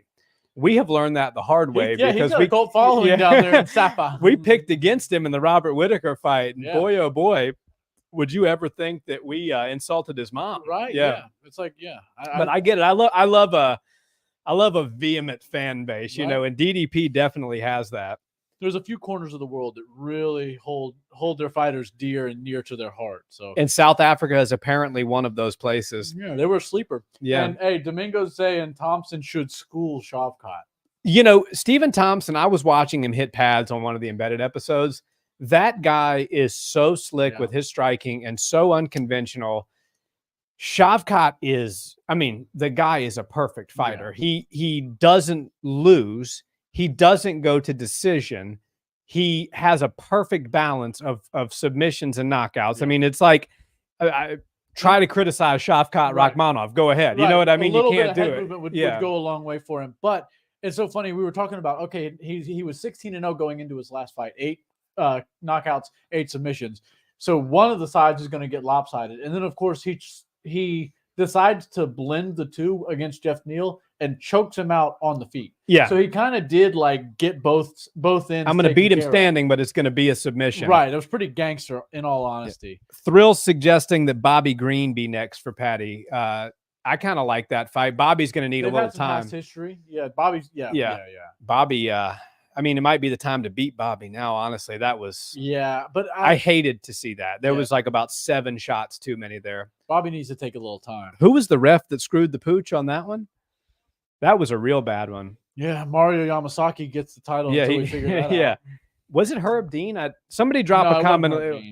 It was one of the good ones. Maybe it was Goddard. It was one of the established referees. I was very surprised to see it. If you ask Dominic Cruz, it was Keith Peterson. Yeah. Let's see here. Let's say, man, there's old Masvidal. D. Yuri, welcome to the chat. D, thanks for joining. Says Nasrat versus Patty. That might be a little bit of a step up for Patty. What about now? Benoit? Benoit would knock Patty's head off. Yeah. Benoit Saint Denis is. I'd like to see him fight Gamrot. Yeah. I'd like to see Benoit Saint Denis fight Gamrot. And I know some people might get on to me even in this chat for this, but I would like to see Islam fight Gaethje. I'm not gung-ho on the Charles rematch. No. And I would like to see Charles fight Arman Sarukian. Yeah. And the winner of those 2 fights, Gaethje versus Islam and Charles versus Sarukian, should fight each other. Yeah. You know, that makes sense. Islam has been fighting, 2 times against Volk, who's a 145er, and then Charles, who he beat very handedly to win the belt. And I'm just not like super gung-ho to see Charles get right back in there. I know he had a great finish over Benny, but Benny, just got finished by Arman too. Is Benny on a decline? I don't know, but I feel like some fresh blood is needed at the top of 155. And I think Justin Gaethje versus Islam for the belt is great. Look at Shavkat there. This guy is something else. Yeah, man. Guys, drop us a comment. Who's winning this fight? Is Wonderboy going to pull off the upset, or is Shavkat Rachmanov going to do what he's supposed to do and get in there and get the job done? Yeah. D said Charles versus Arman would be great. Yeah, I agree with that, D. Look at that. Charles versus Arman is a great fight. Obviously, Arman had that loss against Islam, so it would technically be a rematch if they fight. But that was when Arman was 22 years old. So I think a win over Charles Oliveira, especially as good as Arman has looked in the last couple of years, I would be willing to wipe the slate clean there. I mean, if you can go to decision with Islam at 22, you certainly can get a rematch against him at what's that now, 25 or 26 or so. Yeah. Man. But Dom said, don't forget about Gamrot. Yeah, no, that's what I was saying about Gamrot, Dom. I think he should fight Benoit Saint Denis versus Gamrot would be an awesome fight. And then the number one contenders match would be Charles versus, did we go out? Oh. Sorry, guys. We're having a little technical difficulty on the camera. Uh-oh. It all seems okay on my end. So y'all just keep, they're working on things, guys, on our end, on the backside, off camera, if you will. We should be back in the cut in just a second. Megan O'Leary looking like a disco ball. Looking great, and I think the next fight should be starting pretty soon. We'll see Shavkat or Wonderboy take their walk in just a second. Wonderboy has that epic walkout song. Pretty gangster move for him. Oh, there he is. There's the man himself. Stephen Wonderboy Thompson is officially making his walk. It looks to me like everything's good. Guys, let us know if the camera's not working or if y'all see any issues on your end. We're doing our best to keep everything going and everything kosher over here. But just let us know if you have any technical difficulties. Should be fine. 16 of y'all in the chat, so thanks. Man, real Silver Fox-ish tonight. What? Oh, he's got Jack Black in his corner? No kidding.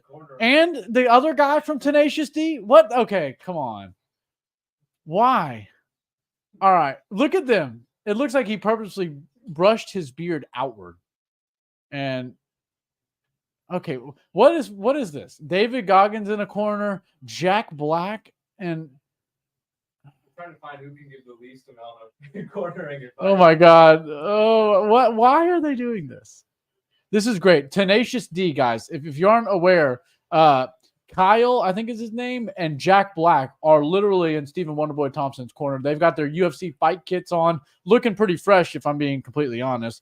Long hair, down, big beards, completely gray. It's funny because Jack Black looks like he's dyeing his hair and not his beard, but let him do his thing. Looks pretty cool, quite honestly.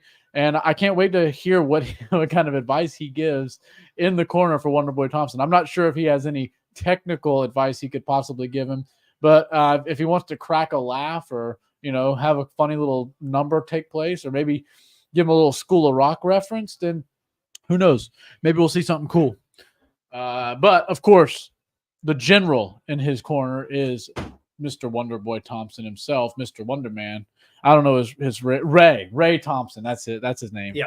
Ray Thompson. Upstate karate, baby. Yeah, let's go. Simpsonville. He said he's going to sick those kids on Colby. Yeah, you better remember our good friend Gino Morelli. Shout out to Gino. Yeah, 3-time national wrestler. All-American, yeah. Yeah, Penn State.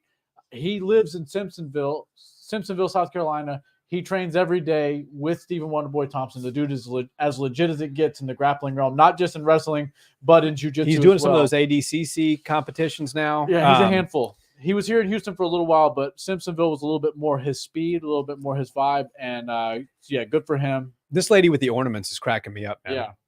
She's like, I'm going to be on camera tonight and I'm going to make it worth viral. It. Yeah, there you go. But no, I mean, how can she even hold a candle to David Goggins being in Ferguson's corner and Jack Black and the rest of Tenacious D being in Stephen Wonderboy Thompson's? Crazy. I mean, it's why Tenacious D is in his corner is anybody's guess, yeah, but as long as he's got Ray in there, he's good to go.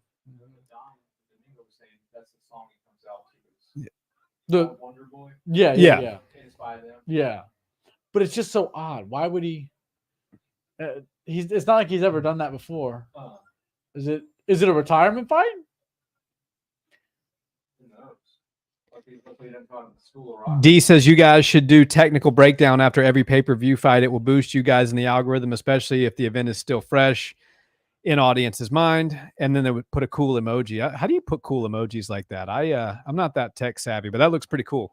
I would be down to do that, Nick. We can do an immediate recap of the fight after this. So yeah, we can do that. Every Sunday we get back and we recap all the major things that take place on the pay-per-views, and we edit them up. Our third brother, the third Barnhill brother, edits them up, and we post them usually Sunday night. And I think that usually gives people some good time to digest and come up with their own thoughts. But if you guys like raw reactions immediately following, just like Dana goes out to the post-fight press conference and talks, just like, you see Chael Sonnen up in the booth with Laura Sanko and some of the fighters, they get directly after the fight analysis and breakdowns.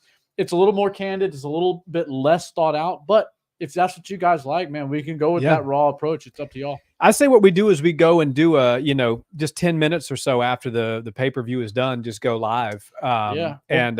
And then what we can do is do our normal recaps that we always do after the fact as well. Yeah, well, these pay-per-view cards, especially nights like this where they're so juiced up with great fights and great matchups and obviously great results so far, it's hard to dedicate 10 minutes. We're going to need to dig a little bit deeper. I mean, I could spend 10 minutes on that Josh Emmett finish. Yeah. No doubt about that. Now, the one thing I would like to do probably on that is put like a little disclaimer text that says like, spoiler alert, we're going to talk about the results, because we have a lot of fans, in the UK and in Europe, and then, in Asia and places like that. So weird timing. Sometimes they don't watch the fights. And if we just come hot right out of the gate with a recap, they'll come for our heads. Yeah. Here we go. Shavkat Rachmanov. Let's see. We got Thrill Hill. Hope Wonderboy can break dance his way to Shavkat's first decision. Don't want to see him get finished. Yeah, I mean, it does kind of feel like we're hoping that Wonderboy doesn't get finished rather than hoping that Wonderboy wins. But there again, Wonderboy he's very eclectic. And we said if there is one piece of criticism for Shavkat, which, I mean, this is, really nitpicking here, because Shavkat's as good of a fighter as they come. He doesn't move his head a whole lot, and Wonderboy has got some weird, unorthodox angles for his kicks, some great, sort of angle changes, straight punches. So if Shavkat is a stationary target, it could be something crazy could happen here. All right, so we're just about to start the first round. We're going to start the timer so you guys can see sort of where we are. First round just started. Opposite stances here. Wonderboy in southpaw, moving around like as Wonderboy does in that karate stance. Shavkat's going to be patient here. He's never fought somebody like Wonderboy before. He's going to feel him out. I wouldn't be surprised if Wonderboy actually wins the first round, to be honest with you, because Shavkat does not want to walk himself into something bad here. Yeah, well, and Wonderboy is so good with his range. He's very elusive, and he's good on the outside. So he looks a little bit trapped right now, but he's always one good push kick or one karate-style kick. That was a great shot there by Wonderboy. He's waiting for that timing. And like I was just saying, he's a patient fighter. He's willing to wait, and he's also willing to fight from the outside, which is very difficult for somebody to do successfully. You can get walked down and lose rounds easily. Yeah. But you can to not be the pressure fighter, to fight from the outside, be elusive and use angles and circle and use every inch of the octagon and win the rounds. That's a whole nother level. It's very difficult to do, and Wonderboy is one of the best in the world at it. And one thing Wonderboy is really underrated with is his takedown defense. He's great against the cage. It's hard to get him down. Shavkat's as good a grappler as they come, and Wonderboy is making him work for this takedown here. He's got the knee shield in. Yeah. He's also keeping got his the elbow frame, and he's able to keep that other hand. If he can get wrist control or bicep control, he'll be all right for now. But with the hip control and then Shavkat controlling him up against the cage, it's only a matter of time before he gets his hands clasped. Yeah.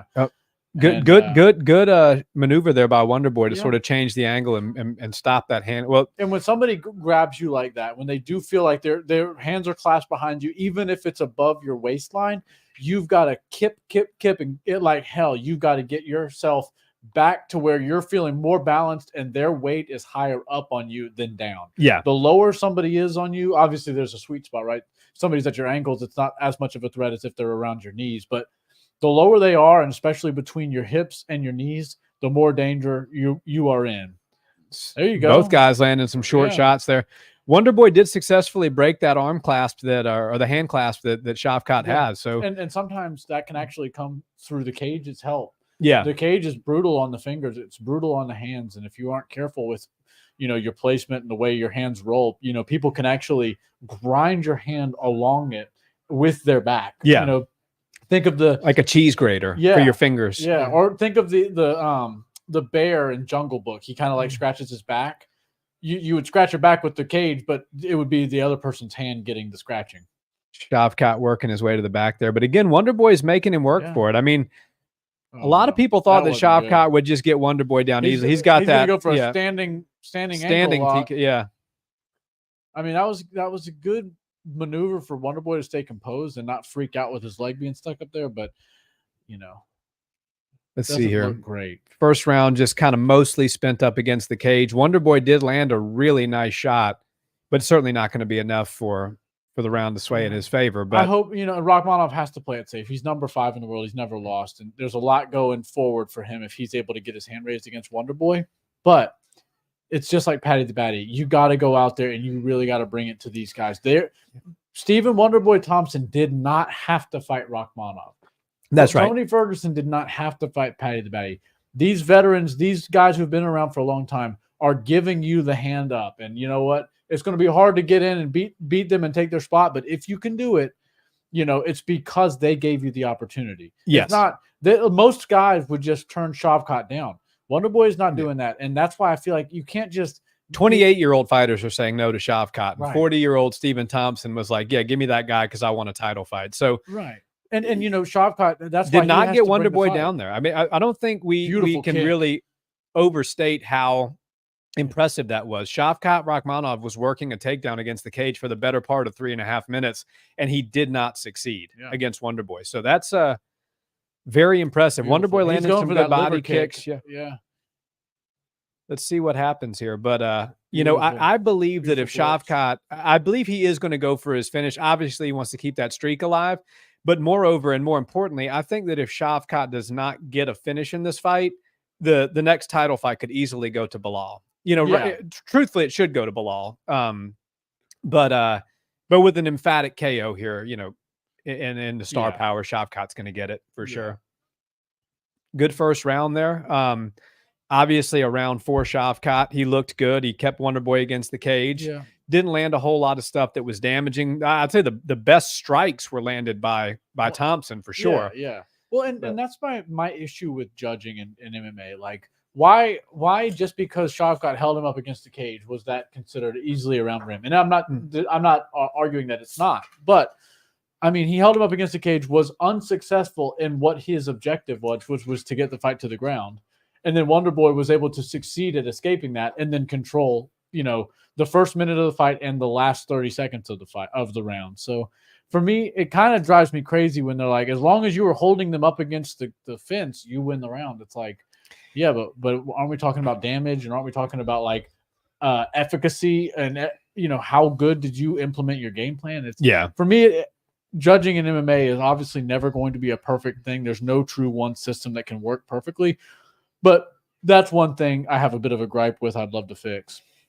Yeah, I mean, and it certainly there is a case to be made for it, but Shavkat, he's operating within the rules that he's given and did his thing. So fair play to him. But let's see, will Shavkat go for another takedown this round, or do you think he's going to try to stand and strike with Wonderboy? I mean, he did expend a little bit of energy against the cage there, and nice shot there by Shavkat. Good follow-up kick by Wonderboy. Yeah. Wonderboy's got We got some chats going on. Kyle, what's up, man? Shot. Welcome to the live. Thanks. Yeah, Wonderboy's looking good, man. And what was most impressive? And Joey Cruz, what's up, man? Thanks for joining the live. Thank you.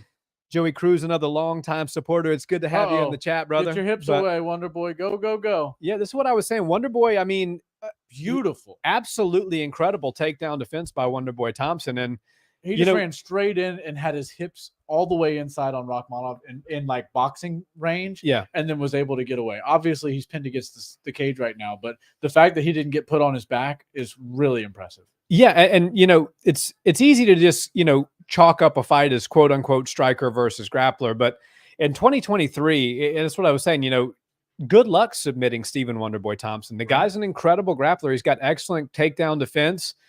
Don't let the karate fool you. The guy is a full, well-rounded mixed martial artist. And as you see here, the way Shavkat is playing this fight out, he doesn't really want to be out in the open with Thompson. I think Shavkat is going to just be content working this position here, continue to try to get Wonderboy down, and we'll see what happens. But impressive takedown defense from Thompson. Really good balance, really good awareness. I'm impressed here. Very. Kyle said Wonderboy has fought for so long and he's seen pretty much everything. Yeah, I mean, that's the guy is as veteran as it gets. Shavkat hit him with a Joaquin Buckley. Yeah. Could you imagine? Okay, looks like Shavkat's going to get his first takedown of the fight here. But this is such a big stage for Shavkat, and he's got skills everywhere. Like, this is not really the most. This is not your way to get a title fight. Yeah, this is your way to stay number 5. Now, if he gets a submission, fair play to him, and he probably will get that title fight. But Stephen Thompson doing a great job not letting himself get flattened out, keeping his back against the cage. He'll need to have his back against the cage to really kind of walk himself back up. But Shavkat's got that wrist control. Yeah. Yeah, if Shavkat can start doing some damage, there you go. There's the liver right there, wide open. If he can start to attack that liver with those hooks like he's doing, now we're talking about some real damage.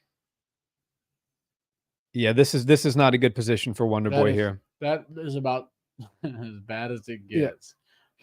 You can't defend. Okay, yourself. Shavkat's going to switch to the rear naked choke here.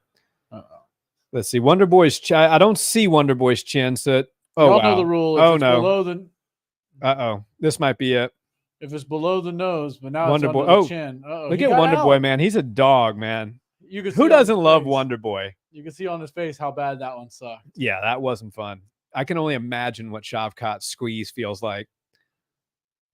That dude and his entire team are a bunch of stoic monsters. Yeah. They walk like in a straight line formation and everything. Zaid says Shavkat is a highly technical fighter. Yeah, no doubt about that. I mean, when you have somebody who's got literally half of their wins by knockout, half by submission, it's that's about as technical and well-rounded as you can get. But look at Wonderboy, man. Wonderboy is guillotine position here. Yeah. Wonderboy kind of keeping him in that half guard, but Shavkat's kind of content here. 1 minute. I do see Wonderboy getting out of this round. I see it going to the third round. Let's see Wonderboy doing a good job with his elbow frame there, but damn, those are brutal. Oof. Yeah, those elbows were pretty bad. Yeah, he's really effective with those. Shavkat looking almost like a Darce choke here or something. Wonderboy doing what he's supposed to do, getting that head kind of tucked up to the center of the body of Shavkat. So those strikes looks like those are really affecting him. Those elbows. It looks like he's conceding the remainder of this round. Oh, there you go. There you go. Wonderboy scrambling up a little bit of space, but he's worried because Shavkat's such a submission ace that he was either going to go to that top control, north-south type of position and try to go for a guillotine or something. That's across the face. Yeah, if it's below the nose, it's the neck. He's tough, though. This guy's about to clasp the 10 seconds. Wonderboy's he's gonna hang in there. Oh, he tapped. Shavkat Rachmanov. First man to ever submit Wonderboy Thompson. So, my God. 18-0, 18 finishes, perfect balance of knockouts and submissions.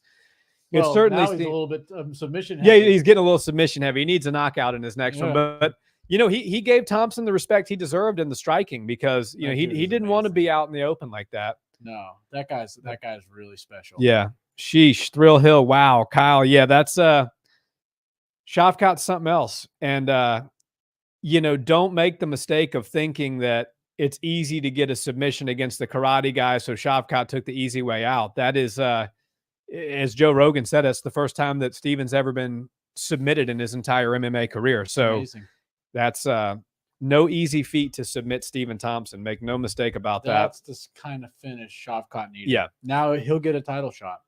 And that, you know how freaking tight that was, because the guy that clasped the 10-second remaining was right there. Right next to So him. no question Thompson heard that, and he couldn't hang on for even 5 more seconds. So yeah. So we got he is now on the exact same schedule as the 170 champion. Yes. Because he just fought. Now later on tonight we'll see the 170 champs get crowned, see who comes out with the title. And this just seems like a number one contenders match now. This was the perfect setup. Yeah. Let's hop in the chat here. Dom Pilarte, of course, he was going to take him down. Oh, well. Yeah, I mean, Dom, that was kind of when it was out in the open, it looked like Thompson was having his moments. And I think Thompson landed the biggest punch of, notwithstanding the strikes on the ground, but the exchanges on the feet. Thompson definitely landed the cleanest straight left. Kyle, Bilal has to be in the title conversation. Yeah, no doubt about that. It's really going to kind of come down to, are they going to make it Shavkat or Bilal? But I think one of those two will be in there with the winner of the main event tonight.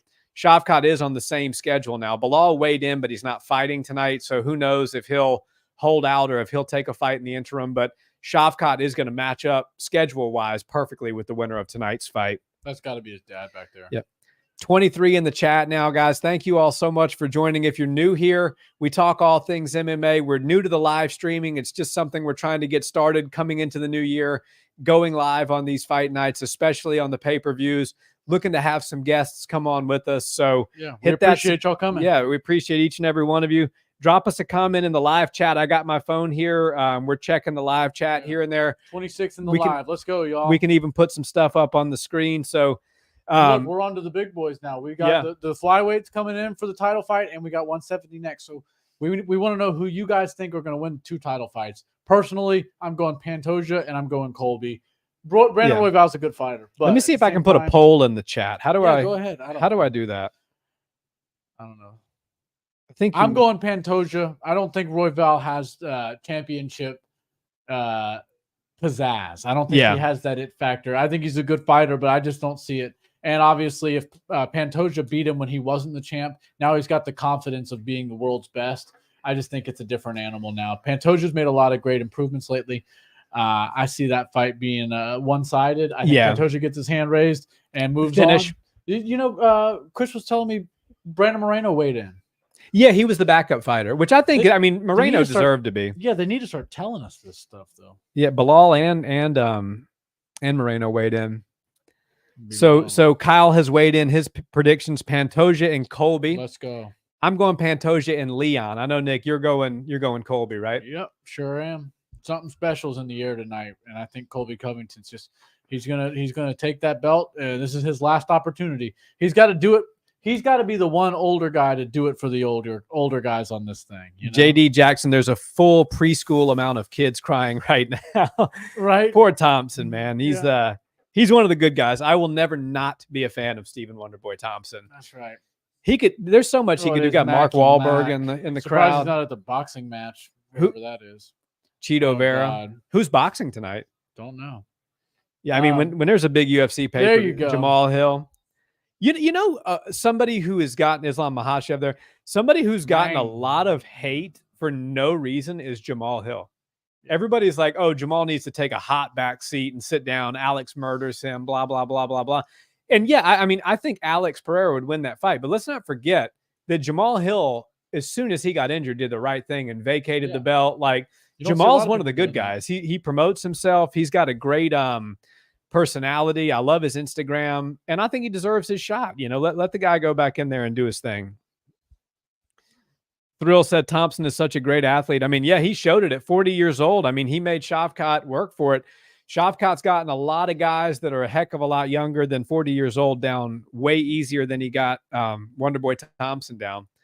But ultimately he did, and that's where he has his best moments. Yeah, I feel like, you know, I think Pantoja is probably going to submit Royval again.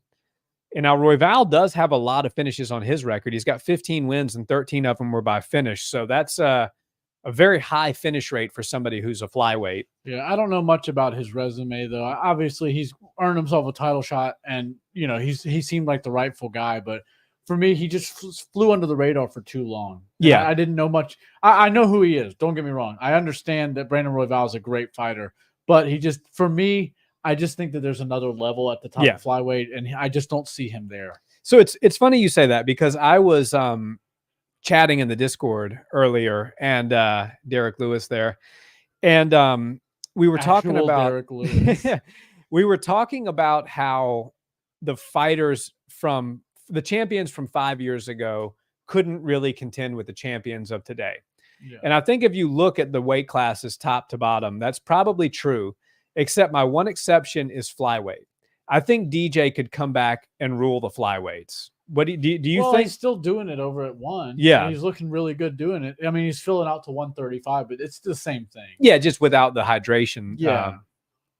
I think there's some tough matchups for him, but with Henry Cejudo being out of the way, and now even still, I think he would have beat Figueiredo. Yeah, I think you're right. I think Demetrius Johnson is still the best 125er on the planet, and he's not in the UFC, but every other division, the best fighter on the planet is in the UFC.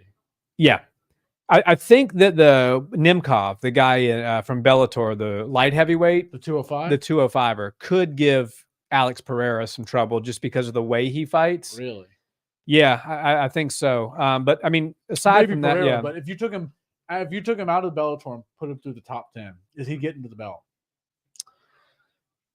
I think it's 50-50. Yeah. Yeah. Is he getting through the Johnny Walkers, the Anthony Smiths? Yeah. Is he getting through those? The Khalil Roundtree? Yeah, exactly. Talk about somebody who's had a good year. Yeah. Khalil Roundtree's a gangster. Let's see here. Let's get to the chat.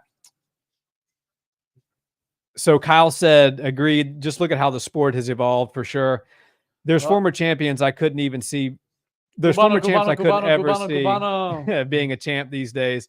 Jordan Pluton, Cubano, welcome to the chat. What's up, brother? Thrill Hill, Mighty Mouse, 11 title defenses unmatched. Yeah, no doubt. I mean, I think Mighty Mouse is he's the GOAT of 125, and I think he's still the best 125er on the planet today. Yeah. You know, Jordan's popping off on YouTube as well. And is that right? Jordan, whenever you want to come, open invite. You're welcome to join us. And I know you said not yet because your English isn't to that level yet, but that's nonsense. Your English is way better than my Spanish. So whenever you want to come, bro, we've got an extra seat for you. You can come join us on the live chat. We'd love to have you. Let's do it. Let's do it. Let's go. Gringo, he typed. Yes, that's me. That's me. Let's go, baby. All righty. This fight card has gone by kind of fast. Let's see. Yeah. You know who Pantoja knocked out, right? If y'all haven't seen it, Brendan Shaw, he's made, after the 10,000 hours he's put on live podcasting and all sorts of content he's created for people. I'm a fan of his, but he was talking about how one time Pantoja knocked out Islam Makhachev, and I just find that fascinating because that is a wild. It didn't happen. That was a hot take. Yeah. But it was still funny.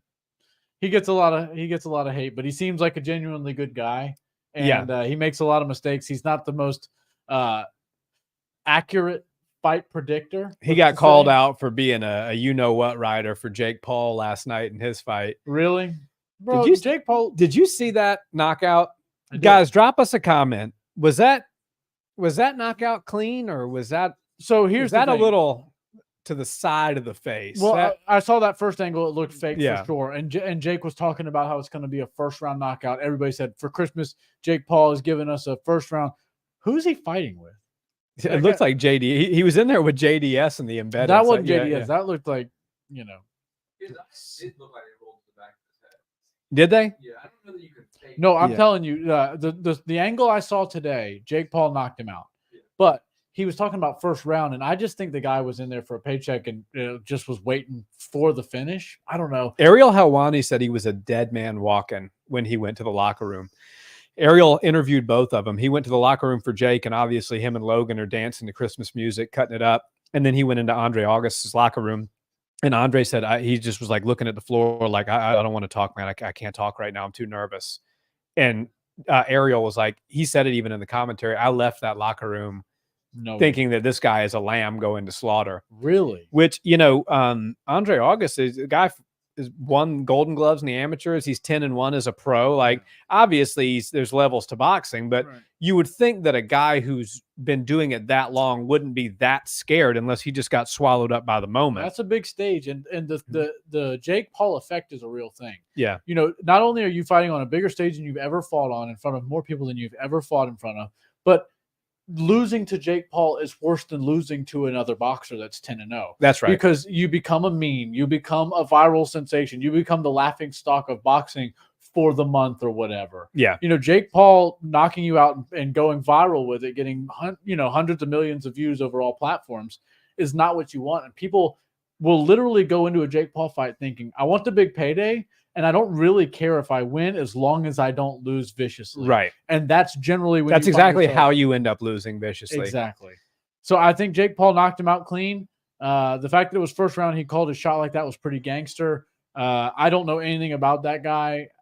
I'd like to see Jake Paul keep upping his competition. And I love that he goes, I'll fight big names. I'll fight MMA guys. I'll fight celebrities. I'll fight whoever. They can all get the smoke too. But right now, I'm developing myself as a 200-pound fighter in boxing, and I'm trying to get to a world title. And that's kind of cool. It was cool, too, how it was, not a pay-per-view. It was a small venue. It just felt like it was, something that he's like, look, I'm going to really try to move up in cruiserweight and see if I can work my way up the ranks. So it'll be the Jake Paul experiment has been one of the more interesting things in combat sports over the last couple of years. Yeah, well, and he also said last night, he said, right now I'm writing one of the most incredible sports stories in the history of sports. And it's hard to argue that if it were to stop today, but it's not stopping today. Obviously, he still is a young kid. He's got a lot of fight left in him. He's not taking a ton of damage.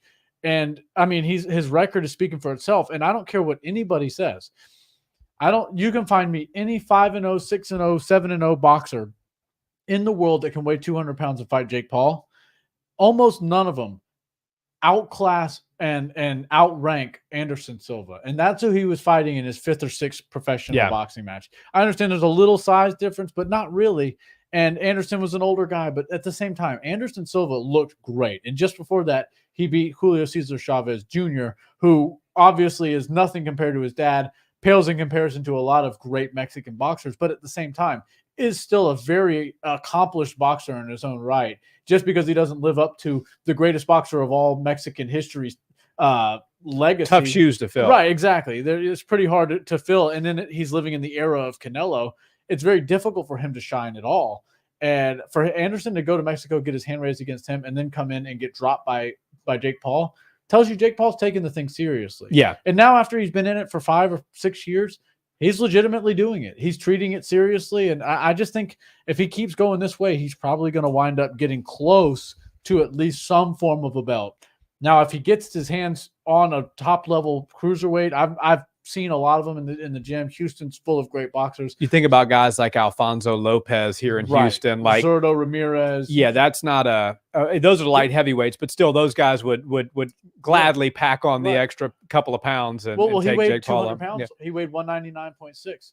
Yeah, for that last fight. So I mean, Zurdo Ramirez could easily go up. Yeah, Zurdo's probably over 200. When he's not cutting weight around, but still, those guys could easily make the weight. And if you put him in there with Zurdo right now, he's getting his head knocked clean off. Yeah, I mean that's a given. Yeah. First round probably. But speaking of boxing, so next weekend, MMA is done for the year after tonight.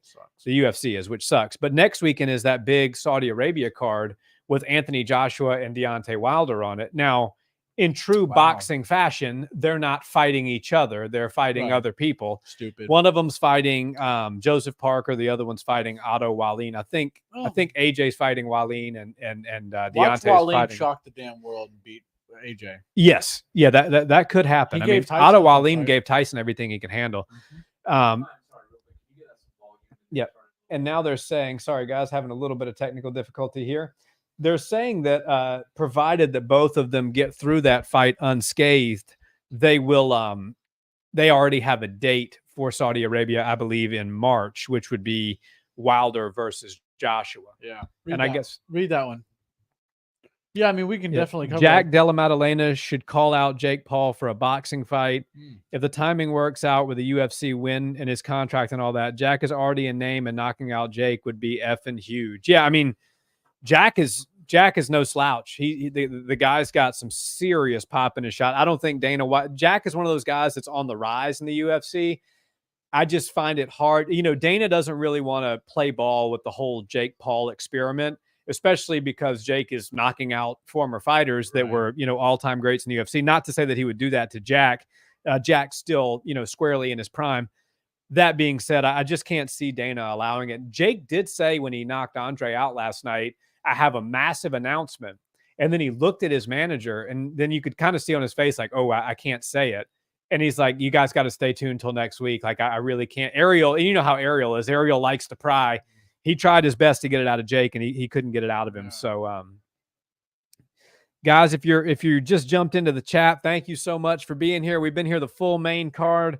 We're going to be here till this thing is over with. So drop us a comment. Yeah. Let us know who you are. Let us know where you're watching from. And, Pantoja versus Royval next. Drop us your prediction for that fight. Nick and I are both going to take Pantoja. I think he's going to submit him.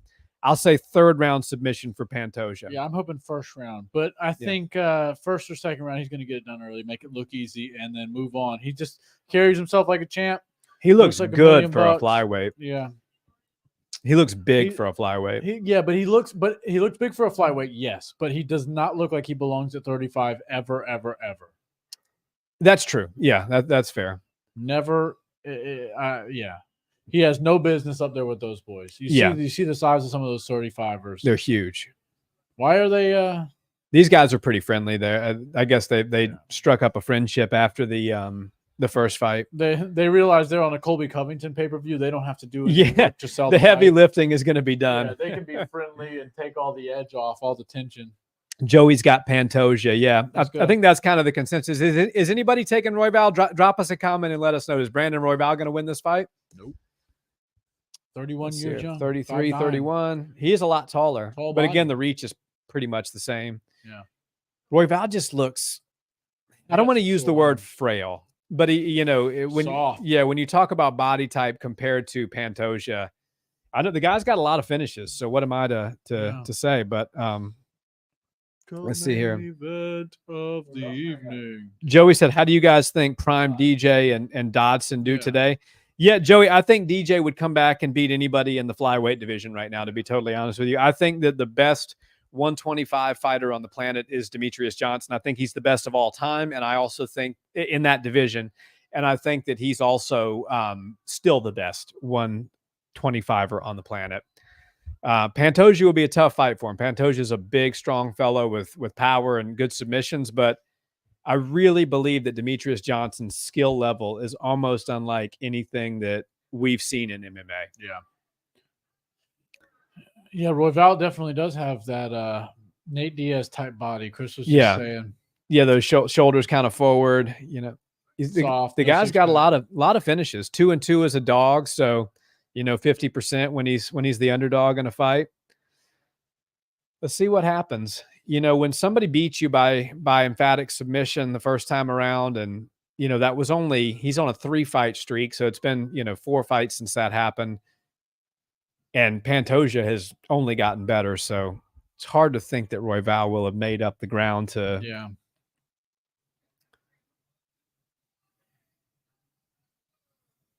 Pantoja. See, -200. Winner of first fight wins the rematch. Wow, that's a cool statistic. So if you won the first fight, you win the rematch 71% of the time. So yeah, it's probably pretty good money for put a bet on Alexander Pantoja here. Yeah.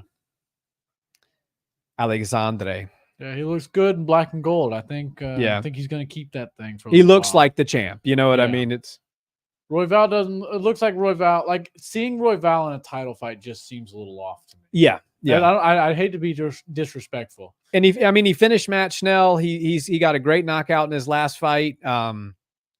Three impressive wins in a row. And at flyweight, obviously, it's been the Davis and Moreno show for the better part of 3 years. So it's like I think they're just ready to get somebody else in there. And I think that's truthfully why Moreno's not, in there tonight, and he weighed in as the backup. But Let's see here.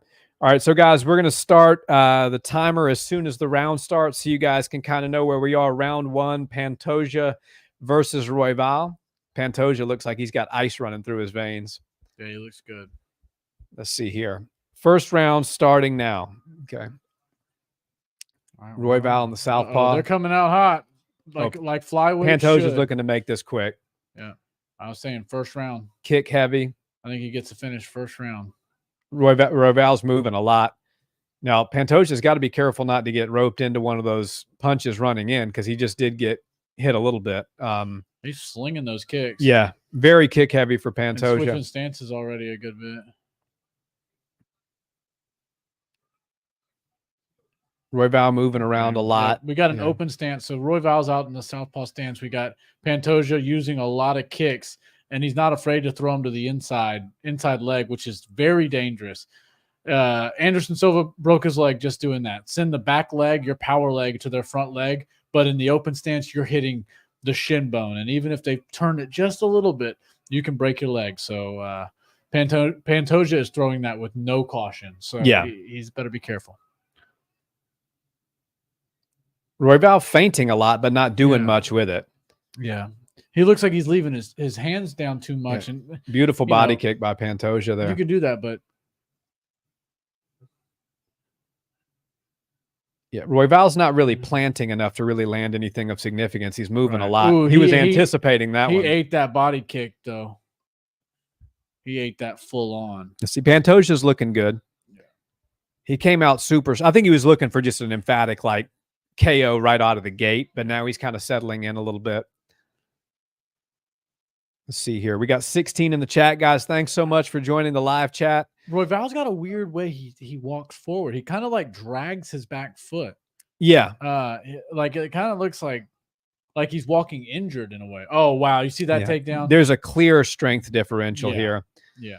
Pantoja's kind of big brothering him a little bit. I think we're going to see a massive skill difference on the ground. Yeah. I think Royval's probably decent at escapes and decent at he's got some submissions on his record. I mean, he's got some really crafty stuff that he can do, but there again, Pantoja's as buttoned up of a Brazilian jiu-jitsu black belt as they come. And I certainly think, especially from the top position, that Pantoja is going to have a massive advantage here. He's got to clear the knee shield of Royval, but he looks like he's working to do that now. Oh, grabbing the fence. Yep. Pantoja. All right. Yeah, you better start throwing those tomahawk elbows. You got to get active when somebody's on top of you in the bottom. Pantoja. Oh, that was a great great straight there that Pantoja landed as he changed levels there. Didn't hurt that He's got to be careful with the up kick. He's landing that shot well. He's kind of dropping into the guard of Royval and landing a good shot. Triangled if he's not careful. It's weird. He's just dealing with this awful range. Pantoja is he's literally letting somebody who's laying on their back get the better of these little exchanges, and that should never be the case. Yeah. If you don't get exactly what you want in your first 10 seconds of that scenario where you're standing up and they're on their back and their head's touching the fence, you stand up and let them get space, or you jump back in there. But for him to just sit there and let Royval get off a couple of good shots, both with kicks and punches, even if they're weird and unorthodox, that's not cool. You got to move right ahead, get past that. And if it looks like it's too dangerous to jump in there, then you just got to let him stand back up. Yeah, it almost looked like, Pantoja was at risk of getting up kicked there. And I think that's why he really ultimately decided to drop down and go chest to chest and try to pass. I mean, it's we got a Royval looking. Yeah, the knee's kind of out of danger now. But Royval can use this to wrestle up. Beautiful scramble there by Pantoja. Beautiful. Nice. Yeah, way to get over to side control. Yeah, Pantoja looks good. Pantoja looks strong. Full mount now for Pantoja. There we go. Beautiful. See, that's a ground strike that you're proud of. All right, he's collected the arm. Royval looks pretty. What's the word I'm looking for? Wiry and pretty. He's elusive. Tenacious. Elusive, tenacious, wiry on the bottom. Recovered his guard. Good for him. Because he was mounted. Yeah, that was a smart move by Pantoja. Just disengage in that. You've won the round. You're doing well on the feet. You're winning the striking exchanges as well. especially with how easy he got into the ground. He can get it there again if he needs to. Go ahead and bank. Nice kick there by kick. Pantoja. He's landing that. Now. Yeah. Now it's not hitting the liver. It's hitting across the body and even going over to the spleen, but it still hurts. But if he's, exactly what I was going to say. If he's able to chop Royval's leg and cause him to switch stances, then he can start to throw that same kick, but do it to the liver. I'm going to hit the bathroom in between rounds. All right. Guys, if you're new here, which all of you, are, because we haven't been doing this for all that long, but you probably won't see me take too many bathroom breaks, but Steven, he's one of those guys. He likes to guzzle the drinks down, and as soon as he's halfway done his Topo Chico, it's time to go again. So I'll hold down the 1s and 2s for now. But round 1's done. It's a round for Pantoja. Royval looked game. He looked, like he was able to defend himself intelligently and did a great job doing that. I've got the round going to Pantoja 10-9. Of course, nothing crazy happened to get an extra point taken. But for me, it looks like there's a skill advantage for every realm of the fight going to Pantoja. Now, we've got a game fighter in Brandon Royval. He looks like he's not afraid to engage in a firefight, not afraid to scrap when it gets to the ground. But Pantoja can take the fight where he wants to take it. He's not afraid to throw heavy shots, and he's kind of been walking Brandon down this entire fight. So let me know y'all's thoughts. If you want to drop a comment, I think pretty much everybody, people that have watched fights for a little while would know that was a 10-9 round for Pantoja. But, yeah, let us know if you have something different. Beautiful shot. Beautiful shot. Round 2 just started. We're 12 seconds into round 2. Oh, man. He's back to kicking that body again, and Royval's leaving it open. He's doing a pretty good job of keeping that hand up, but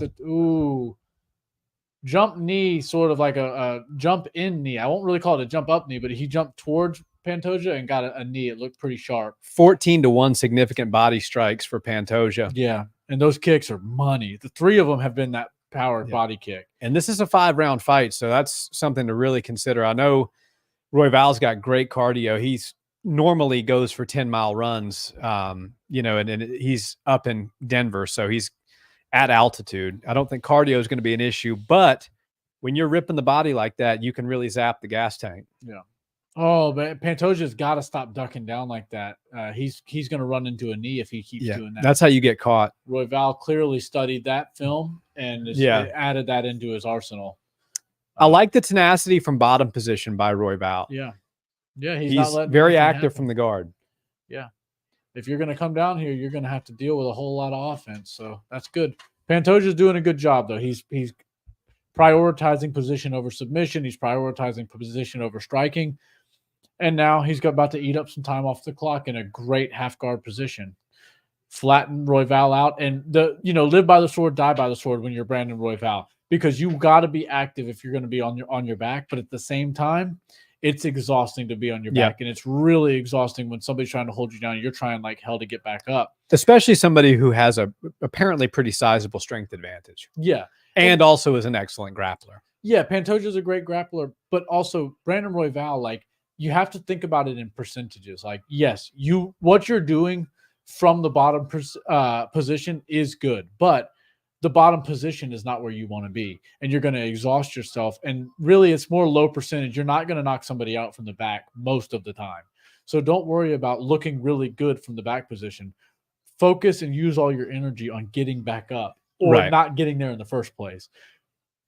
I think Pantoja is going to be able to give him some fits, but he can't just do it from the back. Like, clearly he's game. Clearly he's an active offensive fighter, but he can't exclusively do it from his back. Yeah, he's got to use these moments to try to create scrambles and wrestle up. Right. Look for submissions there. He does have a lot of those little wiry submissions that he gets in the transitions and in the scrambles. But Pantoja just looks to be suffocating. He's looking for that knee cut. He's looking to go back to mount. Yeah. Beautiful transition there into side control for Pantoja. Pantoja's hips are he's able to move his hips and sink the weight onto Brandon Royval.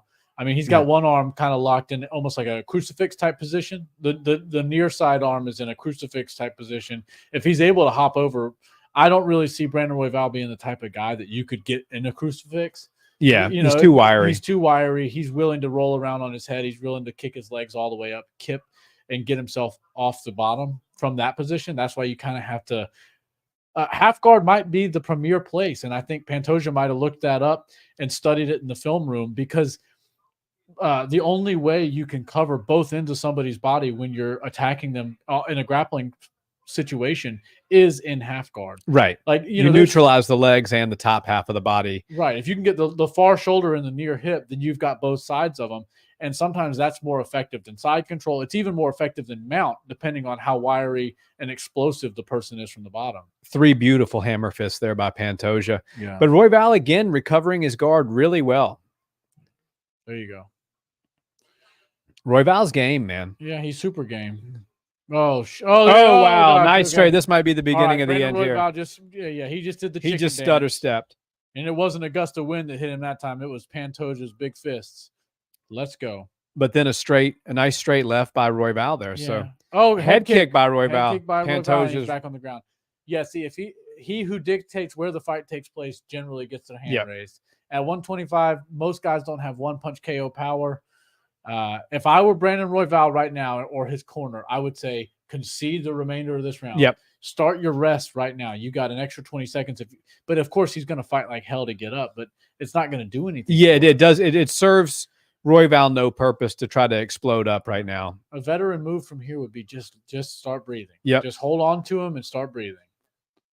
Alrighty, end of round 2. So, I mean, pretty dominant performance for Pantoja so far. Yeah. Royval's done a good job of recovering his guard. He's landed a few strikes. He's had his moments, but this is, over, I think, 7 minutes of ground control time for Alexandre Pantoja. So he's clearly winning this fight. If it continues going this way, you got to think that you're going to see Pantoja either cruise his way to a decision unanimously or maybe wear Royval out and finish him in the later rounds. Guys, drop us a comment and let us know what you think. Do you guys think, there's 18 of you in the chat now, drop us a comment. Let us know, is Pantoja going to win this one by decision? Is he going to finish Royval, or is Royval going to come back and turn the tides here?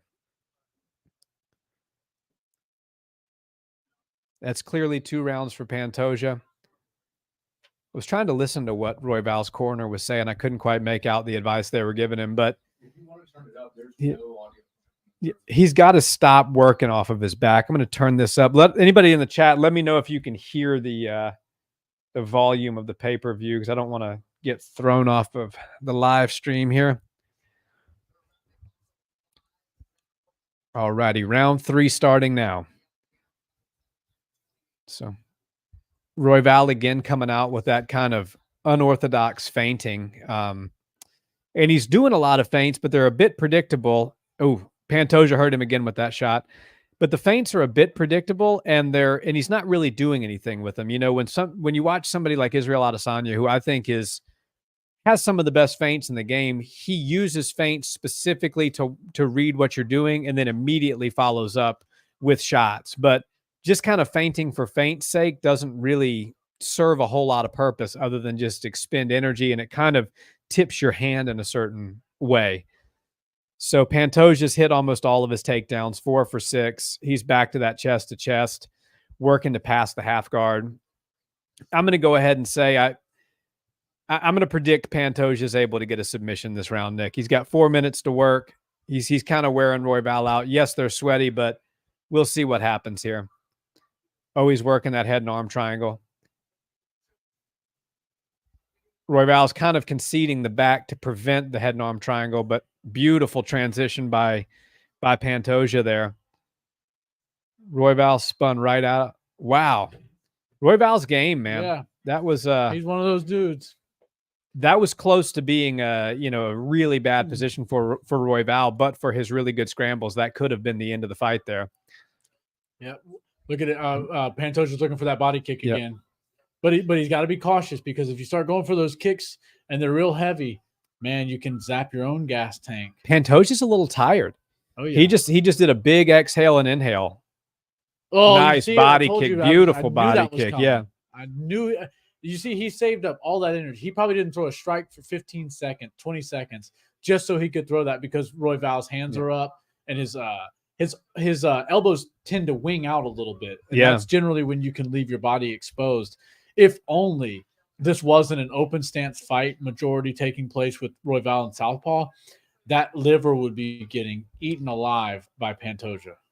Body language is starting to change a little bit here. Pantoja's taking some deep breaths. Royval is, still game, still looking good. I think he's riding the confidence of being in a couple of bad positions and then getting himself out of it.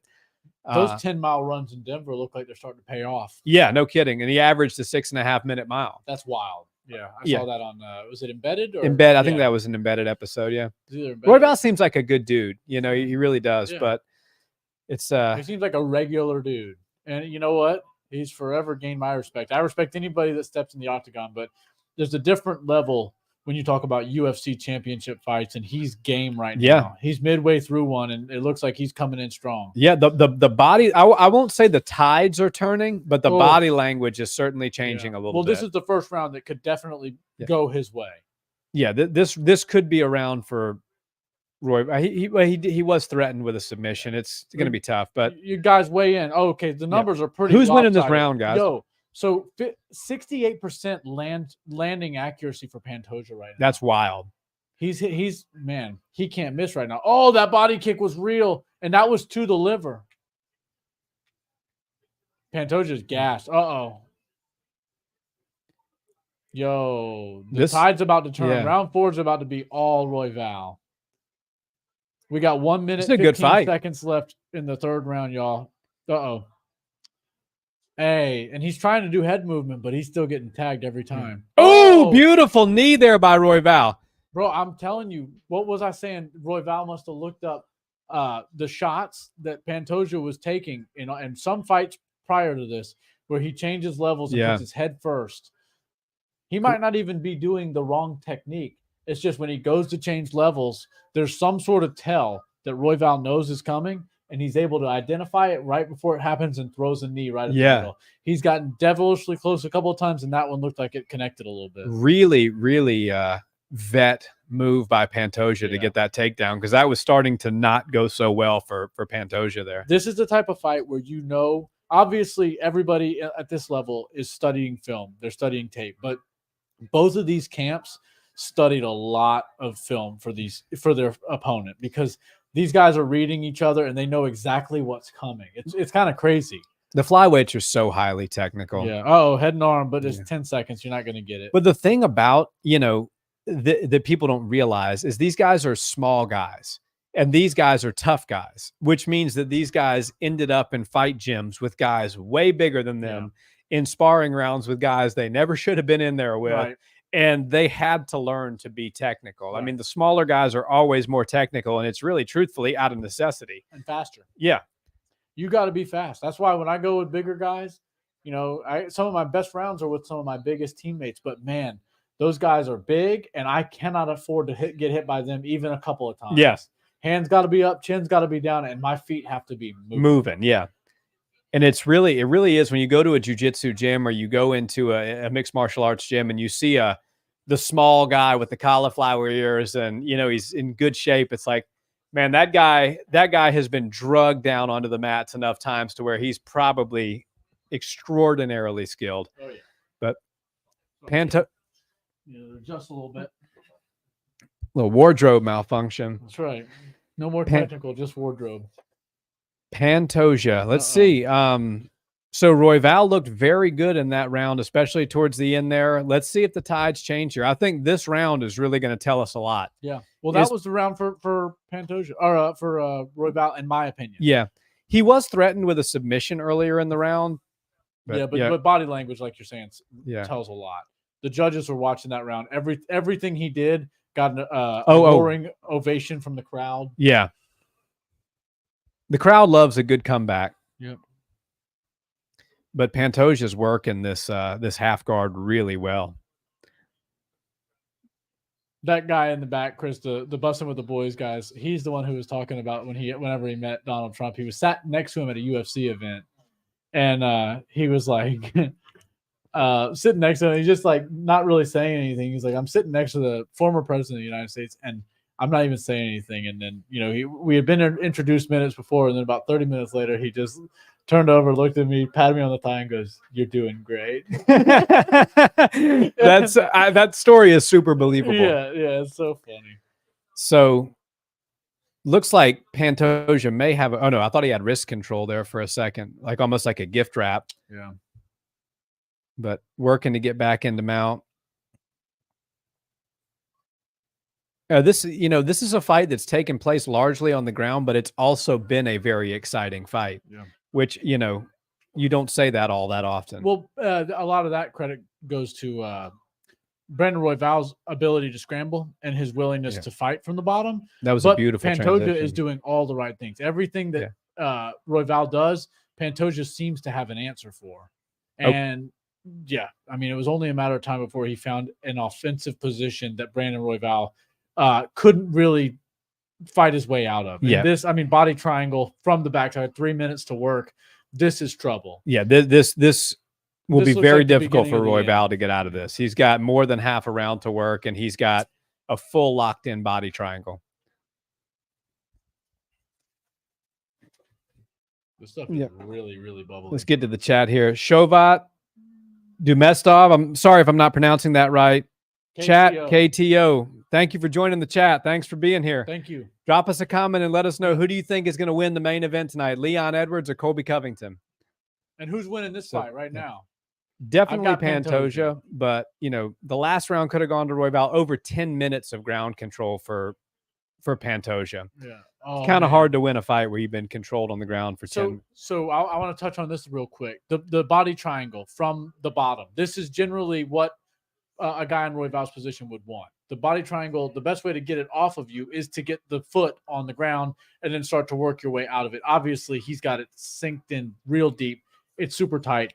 He's not going to get it out. But if you love pure jiu-jitsu, man, that Felipe Pena versus Nicholas Miragali fight, that was awesome. And if you want to talk about a body triangle clinic, here we go. We got almost a neck crank going on here. He's cranking him bad.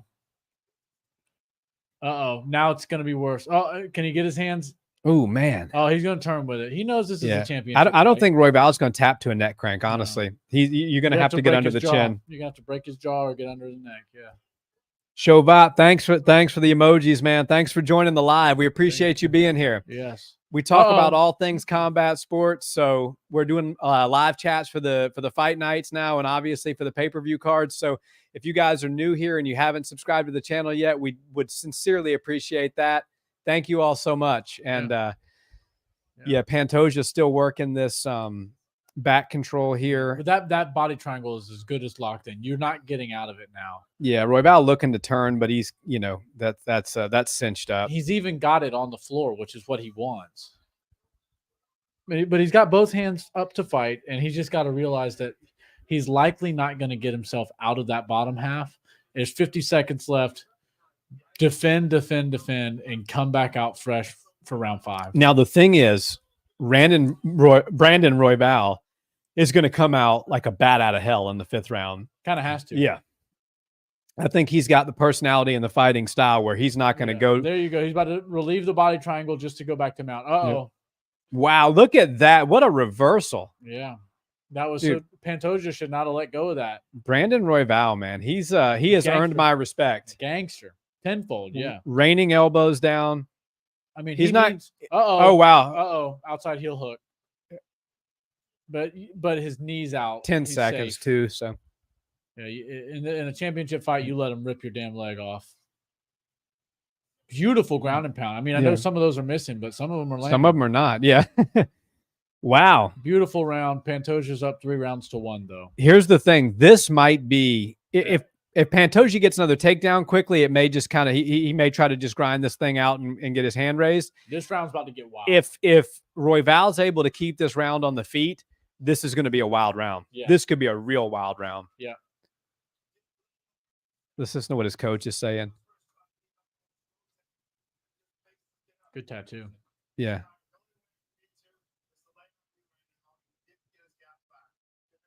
So the coach is basically saying, don't let him lay on you. Obviously, if he gets in a half guard position, he's going to hold him down, do just enough to stay busy. The only path to victory for Royval is a KO here. So stay off your back. Yeah, he's got to get that. And he's had 4 rounds to try to knock him out from his back, basically, and that's not going to happen. Coach telling him to go to the center of the cage and just knock this guy out. Pantoja's taking some deep breaths. Yeah. You know, both guys are tired, but Royval does seem to be not breathing quite as heavy, which is surprising, actually. Let's see here. Here we go. Yeah, Royval's he's going to come out here swinging. Wow. Oh man, Pantoja's landing some of his own. Here we go. Royval looking for that lead uppercut. Pantoja's got to put his hands. Yeah. Ooh. Good straight right by Royval there. He's just out of range. He's got to stop punching over, and he's got to be the one. He's got to change angles. That body. Nice. Dude, if Royval comes back and wins this fight, is this the biggest comeback fight of the year? It's got to be. I mean, listen to that crowd. Off recency bias, it'd have to be, but I have to go back and think, but probably. Dang.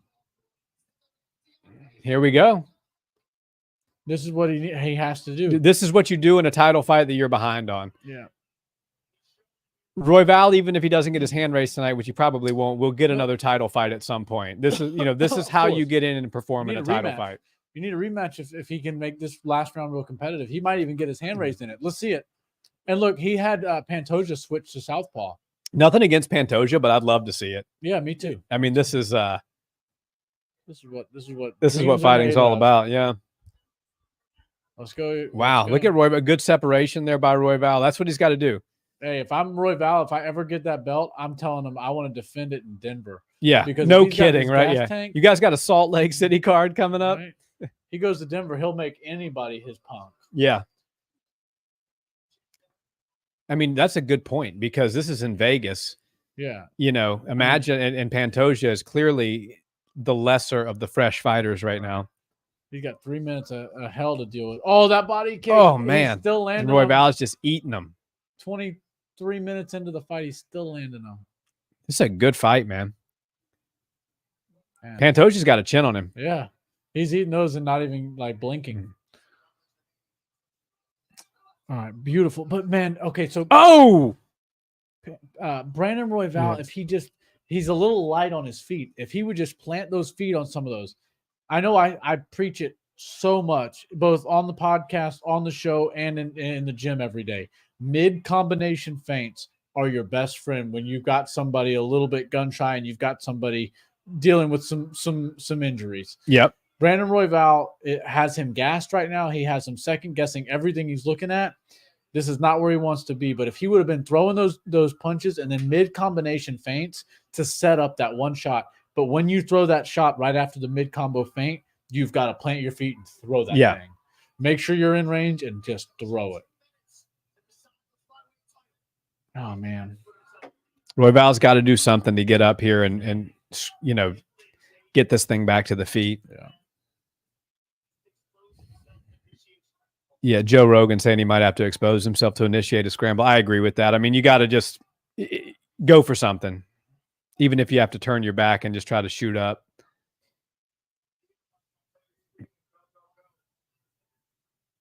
But it seems very clear that Pantoja is going to ride this thing out with that chest to chest from the half guard.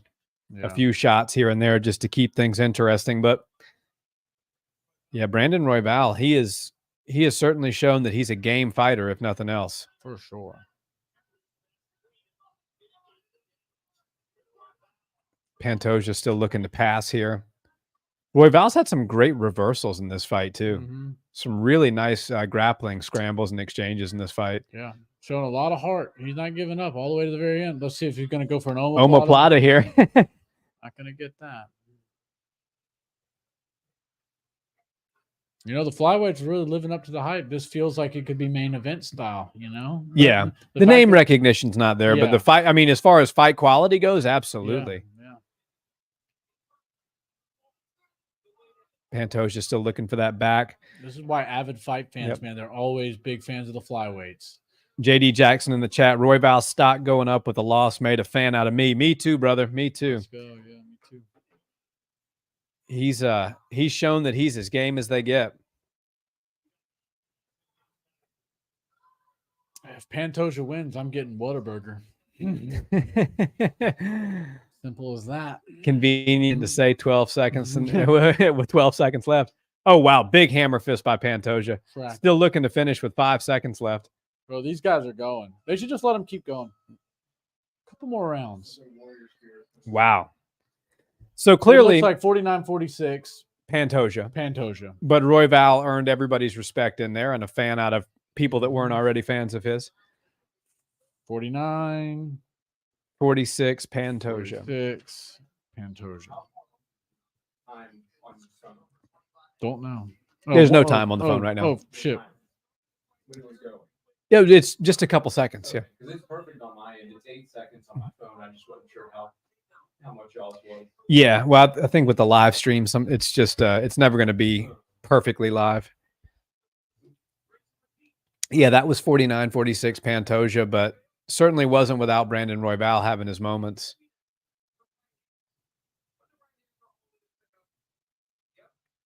All righty. So main event time.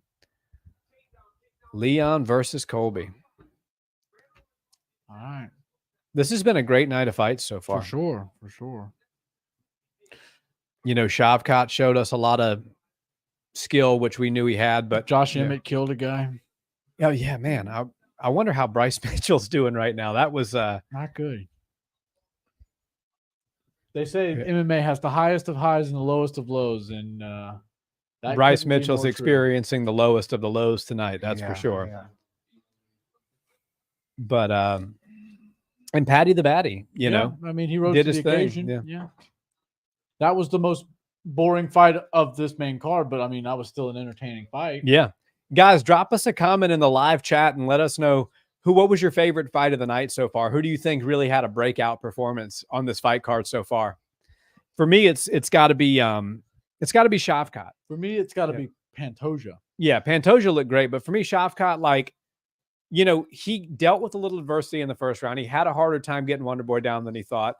And then he stuck to the game plan, was methodical, and did exactly what he needed to do to try to stake his claim for a title shot. So I think Shavkat has won the night so far. But obviously, fight of the night thus far, main card. I know Irene Aldana had one for the ages, but this one, you know, for the main card was the fight of the night so far.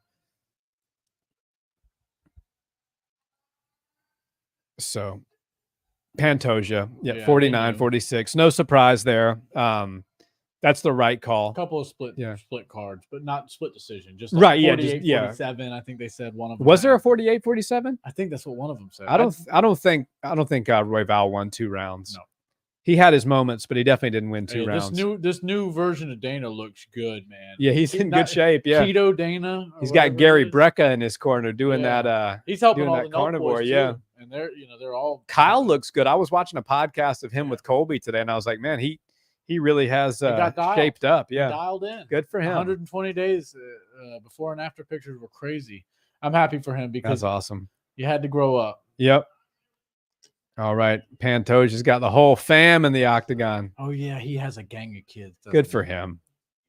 Oh, a bunch of hair. So Joe Rogan with Pantoja now.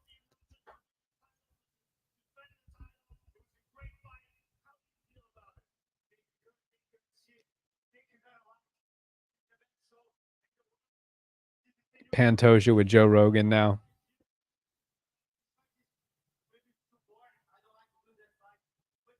Pantoja saying the fight was boring. I disagree. Yeah, you got to go back and watch that. Yeah, the grappling exchange, and like we said, grappling does not have to be boring. It can be, and you can make it, you know, very aesthetically unpleasant to watch. Right. But those exchanges, those reversals, those submission attempts, that was a very exciting fight. Highly entertaining. Yeah. High level too. Yeah, Joe's correcting him. Man, Joe's beard's getting super gray. Look at that stubble. Letting it go.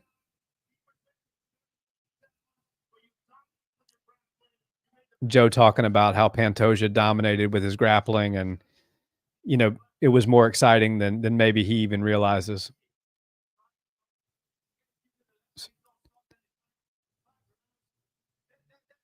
Pantoja giving credit to Royval's gas tank, saying how he came forward no matter what. And that's gangster. Dude, yeah, Royval's a gangster. Royval will fight for a title again at some 100%. point. No doubt about it. Yeah, 125 is even more fun Yeah. now. We got 17 in the chat. Guys, drop us a comment. Let us know, was that your fight of the night on the main card so far? We know Irene Aldana, she was in one for the ages, but that was definitely the fight of the night for the main card. Good for him. Pantoja's a good champion, man. Yeah. Really, really solid fighter. All righty. It's main event time. His little son's a character. Yeah, he's enjoying it. He's relishing it in the moment. Good for him. They got some good heads of hair on him too. Speaking of a head of hair, Speaking of a good head of hair. Remember the name. There's Moreno there. Oh wow, the pop. Ruthless Robbie. Yeah, good. I always think it's Robbie Glover. We got 20 in the chat now, guys. Thank you so much for joining us. We've been here hanging out for the entirety of the main card. We're going to stick around until after the main event. So drop us a comment. We really want to know right now, who are you guys taking in the main event? Will Leon Rocky Edwards walk out of tonight still the champion, or will Colby Chaos Covington spoil the party and become the newest UFC champ? Let us know in the comments right now. I'm going Leon. Nick's going Colby. We're split on this one. We've been pretty much picking the same people throughout the night, but I think Leon, he's operating at a different frequency right now. I think that Leon has a lot of confidence after that second Kamaru Usman win, and I think he's going to be a very hard champion to beat. I'm going to pick Leon Edwards to win this one.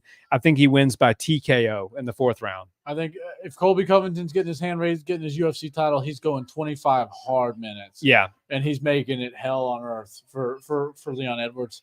Honestly, anything can happen in this one. This is the right welterweight title fight. Leon Edwards proved to Don't let Bilal Muhammad hear that. Yeah, right? I don't know. Bilal should have to fight Shavkat or something.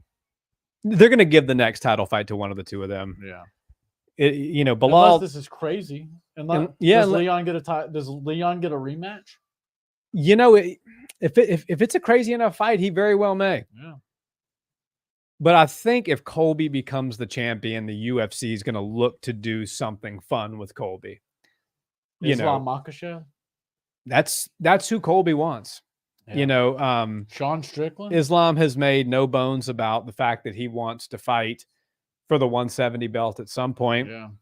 It's been all recycled so far as Volkanovski's concerned. And, obviously that was a weird set of circumstances. But I think Islam should fight Gaethje next in March, right before he has to take his break for Ramadan. And then if they want to make an Abu Dhabi fight in October with Colby and Islam, I'm down to see it. Yeah. Well, Colby also, he's always working, right? He knows that it's not about who you're fighting tonight. It's who you're fighting 3 months from now. Right. He's always making sure his next job, his next piece of work, his next payday is on the horizon and people are interested in it. And he won't leave. If he gets his hand raised tonight, he's not leaving that octagon without telling you who he wants. He might not get them next, but he's calling somebody out. Yeah. And he's been pointing a couple cannons on his ship at Islam Makhachev. He's been saying stuff about him for months now, but even this fight week, which is the most telling of where he's going to go, which direction he's going to go, if he is able to hit the belt, get his hand raised,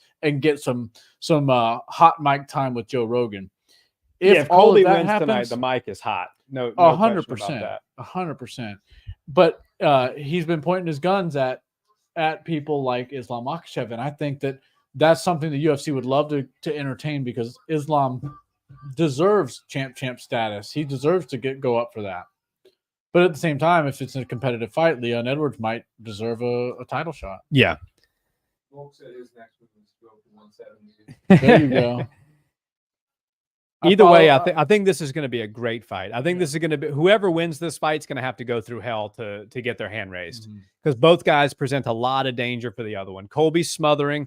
He's going to come forward. He's going to throw a hell of a lot of volume, and he's going to try to pressure Leon against the cage and break his will. Leon's going to try to keep Colby at the end of his jab and his kicks. That's where he's really going to have his most success. And it's going to be a matter of both guys trying to impose their will and their game plan. And really, the winner is going to be who can implement theirs the best, in my opinion. For sure. So there he is. We got 18 in the chat, guys. We need some comments. Who's winning the main event? Who do you guys have? Yeah, please let us know, y'all. Oh, there's that MMA Masters. The kind of the wild card.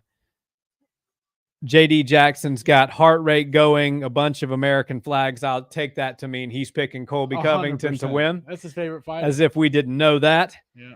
But yeah, so you know, kind of the wild card caveat to this one is we haven't seen Colby Covington fight in a year and a half, and that was against Jorge Masvidal, who really and truly that fight was more for the two names in there rather than it was for, you know, the true competitive nature of the fight. So a win a year and a half ago over Jorge Masvidal, if your name's not Colby Covington and you don't move the needle, does not get you a title shot. So we have to be honest about that. So that's kind of the but at the same time, nobody really batted an eye when they said Colby was getting the next title shot. Except Bilal. Yeah, a couple of people squeaking just because they wanted it. But the masses, the fans, nobody's coaches, the world was not like, oh, that's not deserving. Everybody's like, yeah, he is that good, as advertised. Was that Bilal? It was probably a highlight from that fight. This definitely has big fight feel. You know, and Leon's something to remember too. Leon's grappling is very underrated. His jiu-jitsu is very good. He's a Gracie Baja black belt, GB Birmingham, I believe, which is Braulio Estima, which is as good of a jiu-jitsu teacher and pedigree as you can come from. Yep. You know, and Colby's not really a submission guy. I think if Colby goes for the grappling, which I think it's inevitable that he will, I think it's going to be all positional and ground and pound related rather than looking to submit Leon. It's going to be smothering. He's going to steal rounds, steal minutes, and basically just utilize it to get Leon Edwards mentally taken out of the fight. Right. Leon has to be careful not to get, if the first couple rounds go Colby's way and he's able to smother Leon, keep him up against the cage, zap the energy a little bit, he's got to be careful to not get mentally checked out like he did in the Kamaru Usman 1 fight. While the walkouts happen, I'm going to quickly hit the bathroom again. Told y'all. 20 in the chat. Looks like Colby Covington is making the walk. They've turned the entire crowd blue. And he's walking out to what sounds like maybe some marching band, American military style music. Sounds pretty cool to me. Boom, boom, boom, boom. Kind of gives Rocky vibes a little bit. Pretty cool, honestly. He looks ready. He looks geared up and ready. All business. You know, it's so funny when you're watching Colby Covington because he really is a character to the highest of levels. But every now and again, he breaks the fourth wall and lets you in on who he actually is. And from what I understand, I've never met him personally. He's like the coolest dude in the world. He's really thoughtful, considerate, nice guy. And you can see that come through sometime in some of his emotions and his looks. But at the same time, he is still Colby Chaos Covington, and he'll go right back into character at the blink of an eye. And it's just cool to see him going through that and playing all these emotions through. It's pretty badass. How many do we have on Twitter now? I'm going 25 hard minutes for Colby Covington. He's going to win this fight 49-46. 4 rounds to 1, maybe. 3 rounds to 2. It's going to be a tight one. If Leon doesn't go out there and implement his game early on, it's going to be a long night. Because if this fight goes into the championship rounds, you better believe Colby's going to be in it. Yeah. That was the last bathroom break of the night for me, by the way. Sorry about that, guys. Nick brought me a, what do you call that energy? Uptime. And Topo Chico. Yeah, the zero sugar Uptime, too. It tastes like it's got sugar in it. No calories. That's like 5 calories. Almost like this episode's brought to you by Uptime moment there, Nick. Yeah, I know, right? Taste as good as it makes you feel. One day we'll have them. Don't worry. We drink them. We are fans, but we're open to any and all. You know, Starbucks can throw something our way. Yeah, we'll pick up a nitro brew. Yeah. You let us know. Topo Chico. You know, we got to put down for the seltzer, the mineral water. We the people tattoo on Colby. That's a new one on the chest. The chest. It goes in with his American flag on the other side. Look at him walking around, up, shaking straight Donald Trump's hand. Straight to Trump.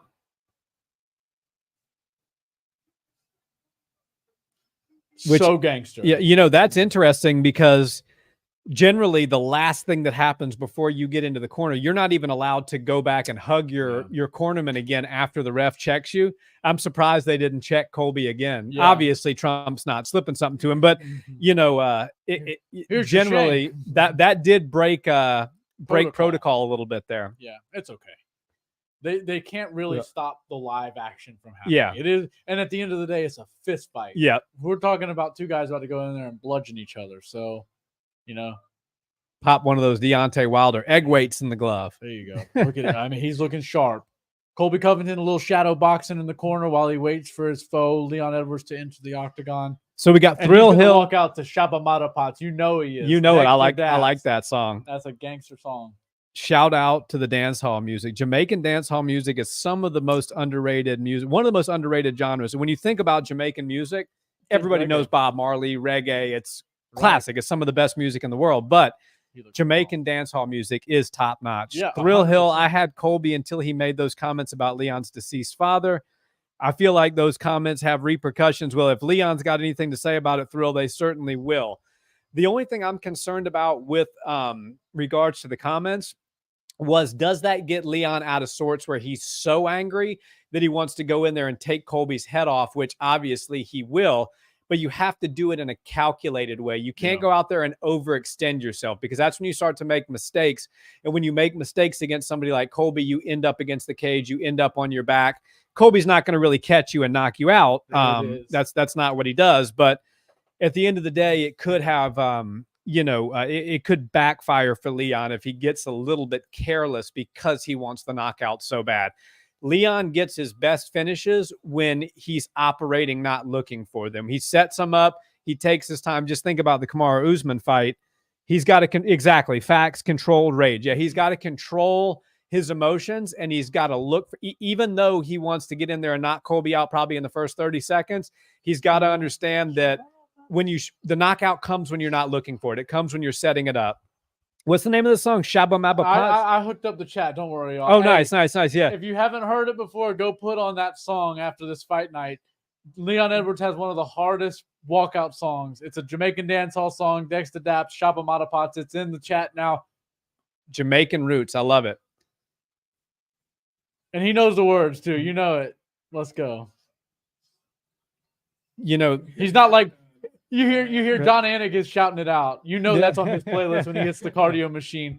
Consummate professional, but he always gets his calories burned when he's on the UFC's payroll. Yeah.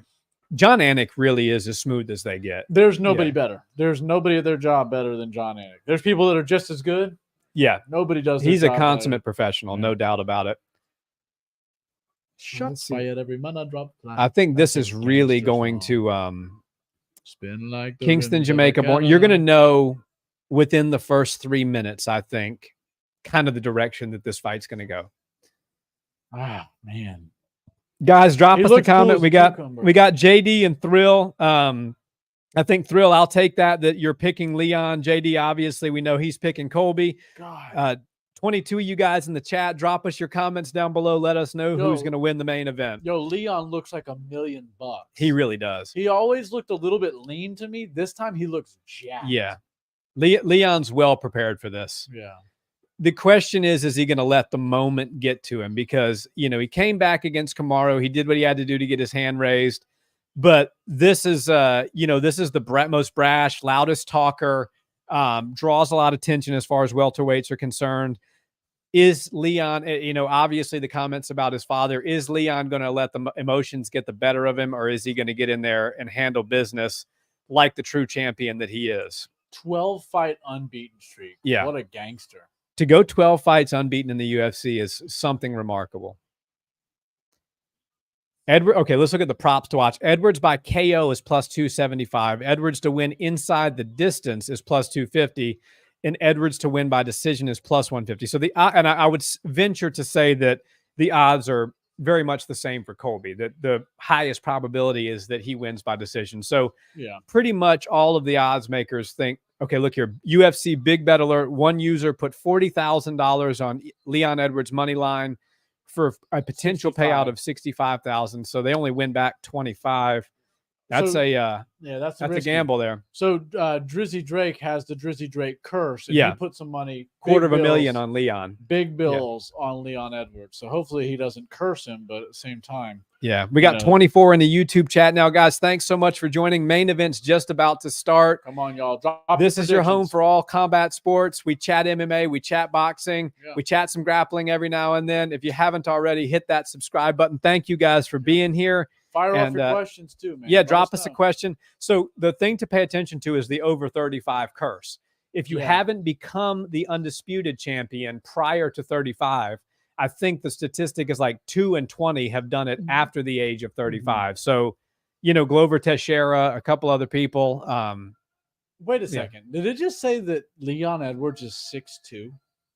No chance. Yeah. It said 6'2". There's no way he's 6'2" and Pereira's 6'4". Yeah. There's no way.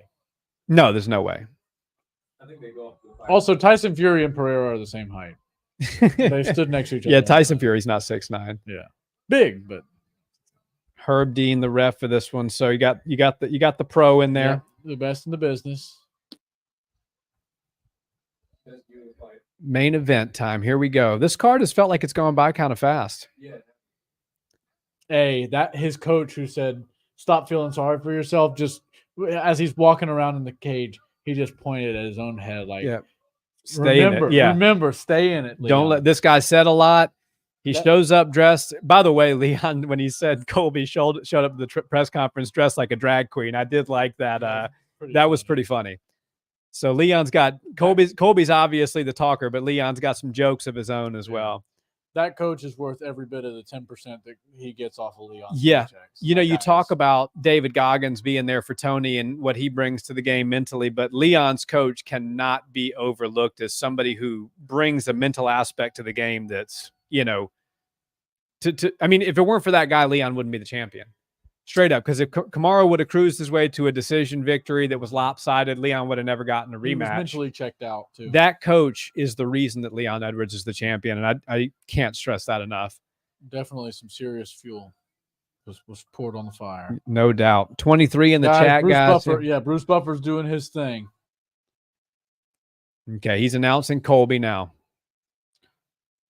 All right, plus 140 underdog. His third time as a UFC underdog. He's getting a roaring cheer from the crowd. Of course, boos are peppered in there a little bit, but that's a pretty big pro Colby crowd. Yeah, but at the same time, you're not going to hear boos for Leon. You will from some diehard Colby fans, but I think for the most part, people like Leon's a likable guy. Yep. Colby Chaos Covington. We got 26 in the chat now, guys. Thank you all so much for joining. If you haven't dropped your prediction yet, drop it in the live chat. Let's see who you guys are taking. Nick and I are split. I'm taking Leon. He's taking Colby. I got Chaos. Let's go. Yeah. Leon looks dialed in. He looks dialed in. Yeah. Remember, he's no slouch to get to the ground either. He's got great takedown defense, just like we saw out of Wonderboy earlier. I would even venture to say that Leon's got better submissions than Colby. Now, 100%. Obviously, Colby's the better grappler. He can dictate where the fight takes place. If Colby gets top position, he'll be very difficult to get off of him. However, if there is to be a submission, which I don't think there will, I think that the likelihood of that is extremely low. But I think Leon's subs are even better than Colby's. Yeah, Leon looks dialed, man. Edwards. Man, this has got big fight feel. My hands are sweating. Oh, I can feel it. Bruce Buffer just set the table. Now Herb Dean's about to tell these guys their last little bit before we square them off and get this thing underway. Let's go, y'all. Get some security in there. Oh. Yeah. Here we go. Dom Pilarte, let's go Chaos. All right. That's me too, man. I'm with you. We're kind of split in the chat. We got some for Leon, some for Colby. Let's see here. Well, they got Brittany on her last, doing the first. Was that her last ring walk? The first that round may have been, yeah. But they might get her in there. They'll probably put her for round 5 if it goes that far. Yeah. But if it ends right now, then that was it. Mm-hmm. All right, let's see. Leon and Colby kind of feeling each other out a little bit, both moving around. Colby switched stances a couple of times now. Yep. That push kick to the knee by Colby there. Totally fair when you're doing it. in the fight. But man, that shit sucks when you see. That stuff sucks when you're doing it in the practice room. Colby Covington moving around, both guys kind of feeling each other out a little bit, circling. And see, this is that interesting aspect of Colby that we were kind of talking about earlier. Of course, he's the wrestler, and wrestlers are always pressure fighters, regardless of where the fight's taking place. But he's a calm guy. He'll let you kind of move in, and then he'll let you come into range, come into striking range for him. And even though his back's up against the cage, you're still within 3 or 4 or 5 feet from the cage, even if his back's the one facing it. And everybody knows that wrestlers don't wrestle in one direction. They're wrestling in multiple directions. And when they do what's called chain wrestling, they're not running you straight backwards. It's your job to cut an angle, and it's also their job to cut angles. And you could wind up turned backwards on the fence very quickly against somebody like Colby Covington with his style. Let's see here. Very, very cautious first round so cautious far. First couple of minutes here. Yeah, that was a sharp one. Not quite to the halfway. That was a good calf kick by Leon there. And that's another thing, too. If Leon wants to stop the grappling and the wrestling offensive attacks later on in the fight, tear up those legs and tear up that body with the kicks. Yeah. That will also open up the head kick. The more you start to tear up the body with good body kicks, you start to see the hands of your opponent drop a little bit. And then, that's where you find your lights out head kick. Yeah. But so far, about halfway through, not quite halfway through the first round, both guys kind of cautious, very much a feeling out round. So let's see what happens here. I'm surprised that Colby's stance switches here. I kind of expected it from Leon a little bit more than Colby, but Colby has switched stances. Leon's looking for a check hook, it seems. He's thrown that a couple of times. Colby hasn't quite come in and taken the bait on it yet. Yeah. Well, there's differences. Obviously Colby's got to utilize his striking before he can start worrying about taking Leon down. But there's all sorts of different variations when you're talking about shooting your takedowns. And coming from America, he's very much familiar with the singles, the doubles, the high crotches, and chaining those together. Ooh. Oh, great crack. Good left by Leon there. We got in the chat, Fever Cat Dreams. Who's winning, you guys? It's, my friend, it's too early to tell. Leon's winning this round, though, in my opinion. Both guys are feeling each other out. Leon has landed a good a straight left. So not in a round where not much has really happened. I'd say Leon is controlling the center of the octagon. He's landed the best strike so far. He's landed a couple of good calf kicks. So, I think that pretty much all three judges, if it continues to go this way, will have Leon winning this first round. Right. They go off of damage, and if there's not much damage being done either way, then they start to go down the totem pole and see what's happening. And right now, there's not a lot of action, but there's a ton of body language being read. And then on top of that, there is Leon Edwards is controlling the center of the octagon. He's controlling the pace, and he's walking Colby down. So those are the reasons in the judge's eyes, he will get his he will get the nod for this round. Yeah. But after landing that big crack that also cracked a smile out of Colby Covington, telling you that it did work, he did feel it, and it was a good shot. Leon Edwards is now definitely winning this round. Leon's really looking for that straight left. And he's looking sharp, too. I'll tell you. Okay, Leon's about to start looking for body kicks because Colby Covington is now standing in an orthodox stance a little bit more. And whenever he switches over there, he's leaving his guard pretty high because Leon's been punching his head a lot. And he's coming over the top with that straight too. So in my opinion, you're likely going to start seeing Leon throw his left leg to the liver. Nice leg kick there by Leon.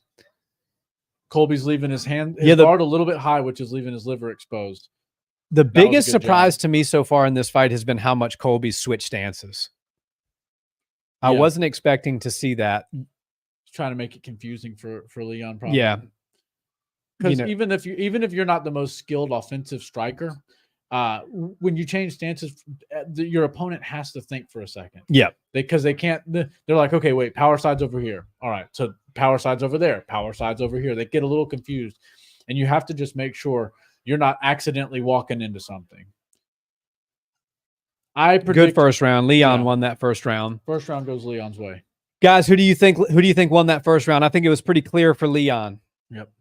So, in your opinion, Nick, what does Colby need to do now to turn the tide in the second round? Well, he can't do what he just did. Obviously, the pacing is going to continue to be a little bit slow for the first couple rounds. In my opinion, he's got to be a little bit more aggressive with his striking, but moreover than that, he needs to be aggressive with his pressure and his octagon control. Yeah. You cannot let Leon just continue to walk you around the cage. What he's known best for is his high-level wrestling. And if Leon's not worried about it at all because he's moving backwards, then you're not really utilizing your best tool. Right. Everybody always says the strikes will open up the wrestling. The strikes will open up the grappling. And that's very true. But on top of that, the grappling can open up the strikes. Sure. It's a two-way street. You have to utilize both aspects of it. The mixing of the martial arts is what we're doing. And if you're not mixing them and you're just isolating wrestling and then you're isolating striking, it really starts to look clunky. It doesn't flow fluidly. And Leon hasn't had to show us very much as far as grappling goes, but his striking looks really good, well-rounded, switching stances well, kicks well, punches well, range well, everything. He looks locked in. Second round just started. Leon's, took center position again, but yeah, Leon's really looking for that check hook. Yeah, and Leon's throwing with some heat. So Leon's primarily fighting out of the southpaw nice front stance. body kick by Leon there. Yeah. But see, Leon's got the ability to throw that liver kick, and it's open. Now it's not, but now it's open again because Colby's keeping his hands pretty high. And he has to. Leon's vicious with his striking. Yeah, you don't keep your hands high with Colby, you're going to get head kicked. With Leon, you mean? Yeah. Or yeah, sorry, with Leon. And not even only have to worry about the head kick. Man, you got to worry about his ones and twos. He's one of the best straight punchers in the 170 division. And you watch him cut that slight angle. A lot of people look at hear the term cut an angle, and they think you have to make like a 45-degree angle. No, you can make like a 12-degree angle difference, and that can make a whole world of difference as far as where your strike lands and just the trajectory of where you have to throw it. So, yeah, obviously he lost tonight against Shavkat, but one of the best at that is Wonder Boy, how he changes angles and throws those strikes, sort of off cadence. It really can be so disruptive to your opponent. Nice leg kick there by Leon. Yeah. So in my estimation, Colby Covington is not near active enough. And if he does another round like he did the first one and like he's doing the first 2 minutes of this second round so far, I'm going to go ahead and say that he's going to chalk it up as a victory to make it to the end of the fight rather than try to win the fight. Well, and that's what makes it so interesting because Colby Covington is a grind out decision kind of guy. And if he's dropping 2 rounds now. Yeah. So there's only 5 rounds to go. Leon's up 2. Whoever wins the 3rd round, presuming that Colby can win rounds 4 and 5 because he's that cardio machine. If he can do that, he's got to be perfect in the final 3 rounds. Yeah. So you don't want to go down 0-2 when you're a guy who goes to decision a lot against a guy who's very difficult to finish Leon Edwards. That's right. But on the other hand, you got to make that person tired if you want to utilize your gas tank later. That's right. I don't believe Leon Edwards is very tired right now. Obviously, he is breaking a sweat. And he's locked in, so he's Leon could fight at this pace for an hour. Right. Leon is not going to have any issues in the championship rounds if this is the pace the fight stays at. Exactly. And for Colby to really do his best work, he needs to get Leon tired now, Colby's very hesitant of the striking. He does not want to be highlight reeled by Leon here. Yeah. But there again, it comes down to the old adage: are you fighting to win? Or are you fighting not to get starched? And right now, it looks like Colby's being a little bit more defensive than I had expected him to be. Yeah, and nothing's more demoralizing for a wrestler than shooting for a takedown and not getting it. It can exhaust you, and it can change you mentally. You say, well, dang, I thought my one safe haven was to take this guy to the ground. And when you can't do that, then it starts to make you question your entire game plan. We haven't even really seen Colby attempt a lot of grappling in this so far. Right. And that's why I'm starting to worry that if he doesn't start at least showing the threat of a takedown, Leon Edwards isn't even going to be worried about it because he's now beating up the legs so much on Colby that Colby's going to start to tell every time he does go out there and try to, change levels. Colby's reaching for shots too, which is not good. Yeah. He's not fighting, with his hips underneath him. He's reaching for his strikes. Yeah, it's safe to say Colby's got a little ring rust, in my opinion. Yeah, it's been a year and a half. And like I said, his last fight was against Masvidal. And all of us love, Jorge Masvidal, not me just as much as the next person, but Jorge Masvidal a year and a half ago does not prepare you for the top of 170. No. Not the 12-fight unbeaten streak of Leon Edwards for sure. Yeah. This is going to be an easy win for Leon if this continues like this. Yeah. Getting some boos now from the crowd. Yeah. I don't know what Colby's waiting for here, but he's dropped 2 rounds and now he's pretty much got to win the next 3 because I think the likelihood of him getting a finish is very low. Yeah. And you have to wonder, is Colby Covington just waiting? Because that's not a wise thing to do, in my opinion. But the only way what he's doing right now isn't going to be a total waste of time is if he comes out in rounds 3, 4, and 5 with a completely different game plan. Right. But that's not the case. Right now, he's having a really hard time getting out of kickboxing range with Leon Edwards. And he looks a bit like a fish out of water here. He looks a little bit frustrated coming into his corner. Let's hear what his coach has to say here. Yeah, I want to hear this.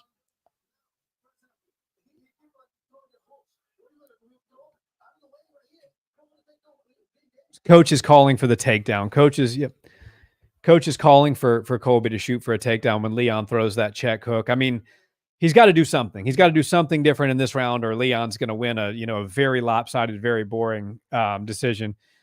Ring rust is ring rust is a real thing. Hey, my friend, thank you for joining the live. Yes, ring rust is a real thing. And like we were just saying, Jorge Masvidal being your last fight a year and a half ago does not prepare you in any way, shape, or form for the top of 170, especially Leon Edwards.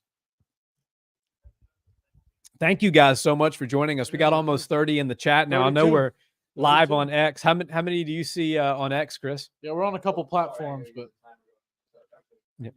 all right, guys. The third round is about to start. Zaid Mohammed Colby, the Boar Fest. Yeah, I mean, this is sleepy. This is excuse me, not the best. First takedown attempt was a bit of a fail. And remember, Leon's chewing that leg up. Yeah. Colby's right leg is starting to get chewed up a little bit.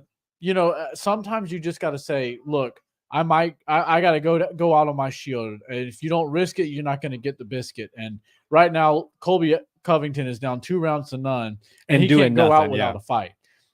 He's got to go in there. And you know what? If you get caught, then you get caught. But you're either going to lose trying or you're going to lose not trying. And at the same time, while if you don't put any risk into it, there's no way you can win. It's like playing the lottery. You're not going to win, but if you don't buy a ticket, there's no way you can win. Exactly. Yeah, you got to at least buy a ticket if you're Colby Covington. Right. You got to roll the dice.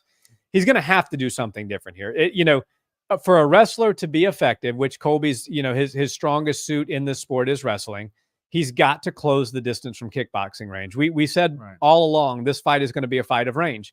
If Colby can get Leon backed up against the cage and close that gap, and they're not fighting in this range they're fighting in now, he has a real advantage. As long as he's on the end of Leon's jab and Leon's kicks, Leon could do this all night. This could literally, go on another 5 rounds after the first 5 is done, and Leon's going to do the same thing. Beautiful hook there by Leon as he changed stances. He's really starting to chew up that leg of Colby. Yeah, he's got Colby switching stances so much because he's chopping both of them down pretty good. And, we always talk about how the best base you can bring into MMA is wrestling. I don't doubt that. And grapplers have their day. Wow, great Colby got his shot. He got in. It looks like this is going to tell us a lot. Adversity. Oh, wow. Leon looking for the reversal. For a reversal. That's not a good move on Leon's part. That was a risky move on Leon's part. Colby's got him down. Leon didn't have a submission attempt there. He just tried to do something flashy. Yeah, 3 minutes to work now, Colby from the top position. I guess he can afford to throw around if he wants to, but I don't know if you really want to do all that. Oh, Leon's up already. Oh! Head kick. Head kick by Leon. Head kick. See, that's really invigorating. Oh, now he just shot on Colby. See, that's not a smart move by Leon. You got up. You did that work to get up. Yeah. You don't have to prove a point by well, who am I to talk? Well, now Leon has taken Colby Covington down. Yeah, trying to solidify top position, get a little Khabib action with the collection of the ankles. Zaid Colby getting worked on his leg. That leg getting up.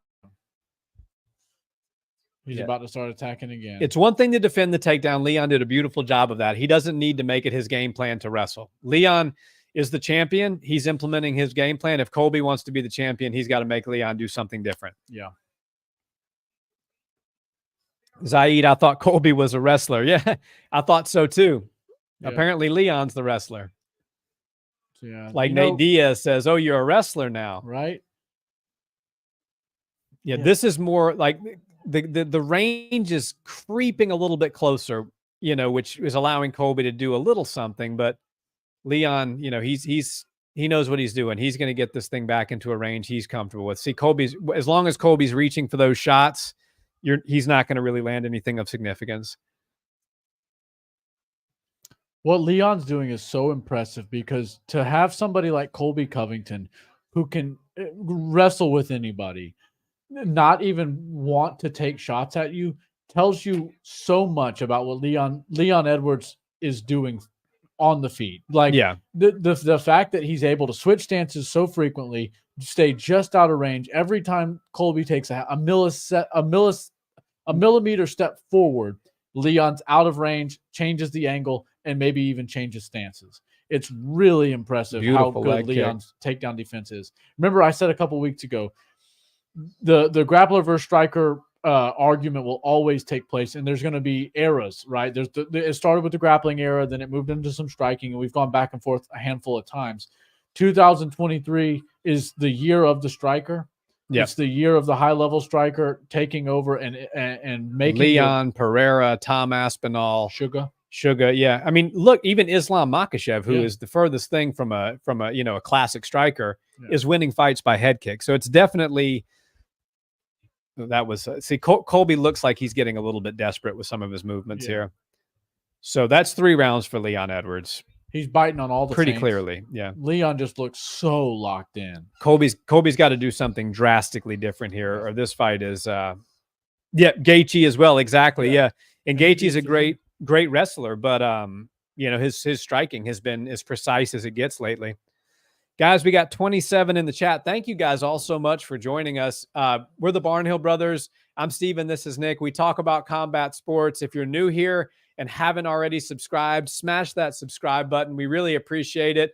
We do recap clips. We make predictions. We do shorts. And we go live now. So we're really appreciative that you guys are all here. Yeah.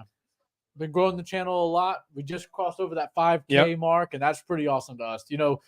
5K doesn't sound like a lot, but imagine if we were all in a room. Yeah, that's a lot of us. Yeah. We need a pretty big room.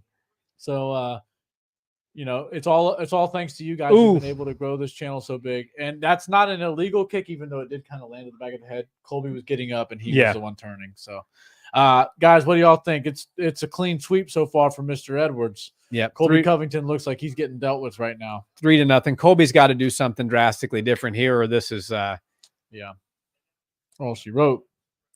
Championship rounds. Colby Covington is known as the cardio machine. Let's see what he does. He's got 10 minutes to become a world champion. This is his last chance. Yep. He's got 10 minutes to put his name in the history books and not just be the brash once interim champion, but actually the undisputed champion of the world. Right. If not, he's going to have to fight like Wonderboy Thompson or something. Colby versus Wonderboy. No, Wonderboy said he's going to sick his kids on him. You can get a school bus full of kids. Right. All right. So beautiful level takedown attempt by Colby, but Leon's defending it well. He went right for that grip. Man, you know what? Leon is tenacious with these takedown defense. With the grappling or the Leon's looking for a guillotine. Leon's man. That's a wrestler. Yeah. Only a wrestler is going to circle out like spin out on their neck. Yeah. That was actually becoming a tight guillotine there. I've actually done that to somebody, what Leon was doing. Yeah. The kid was not Colby Covington level. He was a Muay Thai fighter that came in to get some sparring rounds with us because he said he had a Muay Thai competition, an amateur fight coming up. And so we started striking MMA. I was trying to go light with him because I think his fight was only a couple weeks away. And we started cracking, and I've cracked him a little bit. And then for some reason, even though he said it was a Muay Thai round, he shot in on me. Ooh, nice straight left there by Leon. So I grabbed him up, and that same thing Leon did. He tried to spin out like that, but he didn't know what he was doing. Colby knows what he's doing. Needless to say, wrestlers, they're known for rolling around on their head. They'll put their neck in compromising positions just to get out of something. So I thought that kid was going to break his own neck in my arms. Dang. So Leon Edwards, 55% accuracy to Colby Covington's 19%. Yeah. So Colby's got nothing for him on the feet. Yeah. And it's becoming very apparent now that he really is can't take him down. He got that takedown, but Leon got right back up, and then Leon got a takedown of his own, digging the body there. Man, Leon. This is as advertised. Leon is the best 170 on the planet. Yeah. Even if Colby is somehow able to get his hand raised in this one, it's not like he's winning this fight. Beautiful shot.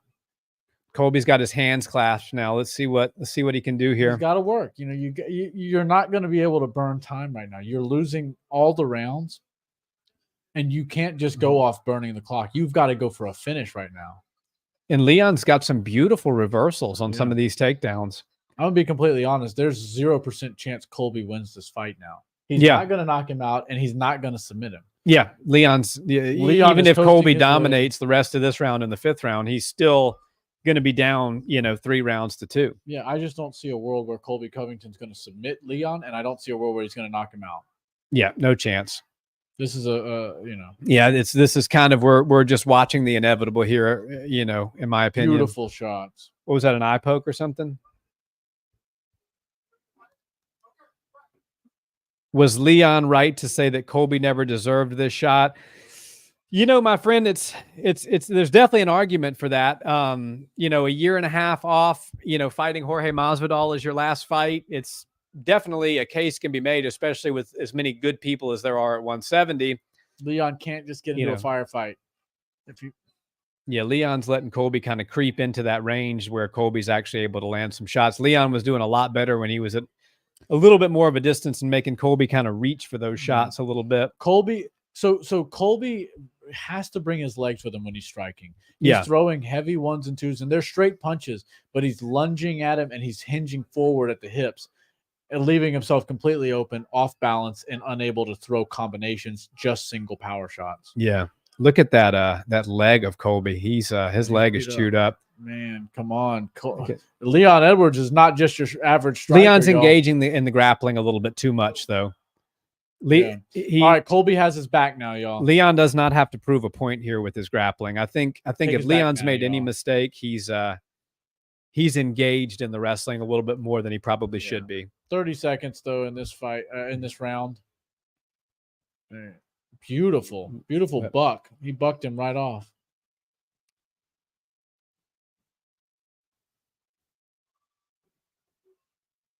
Yeah, see, every time Leon's got great eyes. When a combination comes his way, he keeps his eyes wide open and he just fires. Like I tell people all the time in the gym, especially some of the new guys. They ask me, how do I not get punched so much? I tell them there's levels of your defense. Your last line of defense is shelling up and blocking your head. Yeah, that's the last line. That's the last thing you got to be active with your defense before that. So you got to be parrying and blocking and slipping and rolling and using head movement.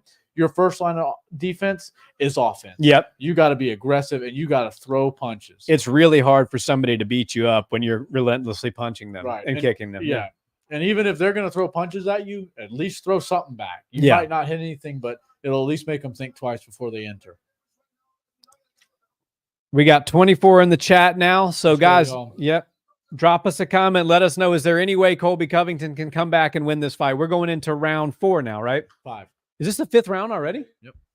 Wow, this fight has flown by. Clean sweep for Leon Edwards in my opinion. So, Leon's got the clean sweep. I had a feeling it would go all 5 rounds. I just did not think Colby's got to finish him here, or it's very unlikely. I say 1 in 100 chance Colby wins this fight, if that's being generous. All right, so I'm already going to play matchmaker. Leon Edwards is going to be able to defend Shavkat Rakhmonov's takedown. If Wonderboy Thompson was, then they let Brittany Palmer do the 5th round. So cool. She's done. That is officially it. So she didn't leave anything in the ring. Leon Edwards, let's see what happens here. Colby Covington's got to do something desperate. Leon looking for that patented head kick. Yeah, the Kamaru Usman. Now, make no mistake, Leon Edwards will take a victory any way he can get it. But after the comments at the press conference, Leon doesn't want Colby standing at the end of this one. Right. squashing the beef. Yeah, Leon wants to emphatically squash it. And Leon is literally pitching a perfect game right now. This is an outstanding technical performance. That check hook has been there all night for Leon. And the threat of that has kept Colby at bay the entire time. Man, I'm surprised Leon isn't still throwing some kicks. Yeah. He's torn Colby's leg up. He might have hurt his leg. Yeah. He might have, kicked a beautiful takedown by Colby Covington. He's getting there. He's just dealing with such a strong, evasive fighter when it gets to the ground. Leon Edwards' scramble ability, his defensive wrestling, his takedown defense is all very, very high level. Yeah, everything wrestling-wise that Colby has brought Leon's way that has had success, it's been very short-lived because Leon's immediately, reversing and getting back to his feet. Yeah, and I'll tell you, a lot of times when Colby Covington's fighting, his approach is let's cook him down, and position over submission. Right now, he has to throw all. Look at that, Leon Edwards getting a takedown of his own. Yeah, Colby Covington face down on the mat, and now getting his back taken. I'll take Leon taking Colby's back for something I didn't expect in this fight for $500, please. And it looks like he's got his hand close to the neck. He's got one arm under though. And only one hook in, so this is not near as dangerous as. Like I said, if it was Zaid, it's all over. Yeah, I agree, man. It's just we're just counting down the time now. Yeah. I remember I said months ago, I was like, if a submission happens in this fight, it's going to be Leon. I got roasted for saying that, and I still maintain that that's the case. Man, Leon's kind of working fun with a modified triangle. I think he's like, I beat him up long enough. Now I'm just going to. I know there's a lot of similarities between Chael Sonnen and Colby Covington. Leon looking for a triangle. Are we about to see him get finished? Yeah. In the last round, just like Chael Sonnen did? Leon did have that triangle a little bit cinched up there. In MMA, they're so slippery. It's and it's hard. I mean, at the end of the day, Colby Covington's not having his crowning performance, but he's a very difficult person to submit. Yeah. We got 2 minutes left, y'all. 2 minutes and 10 seconds left in the fight. Thank you guys, all of y'all that have been here from the beginning. Thank y'all so much. So far right now. Let's go.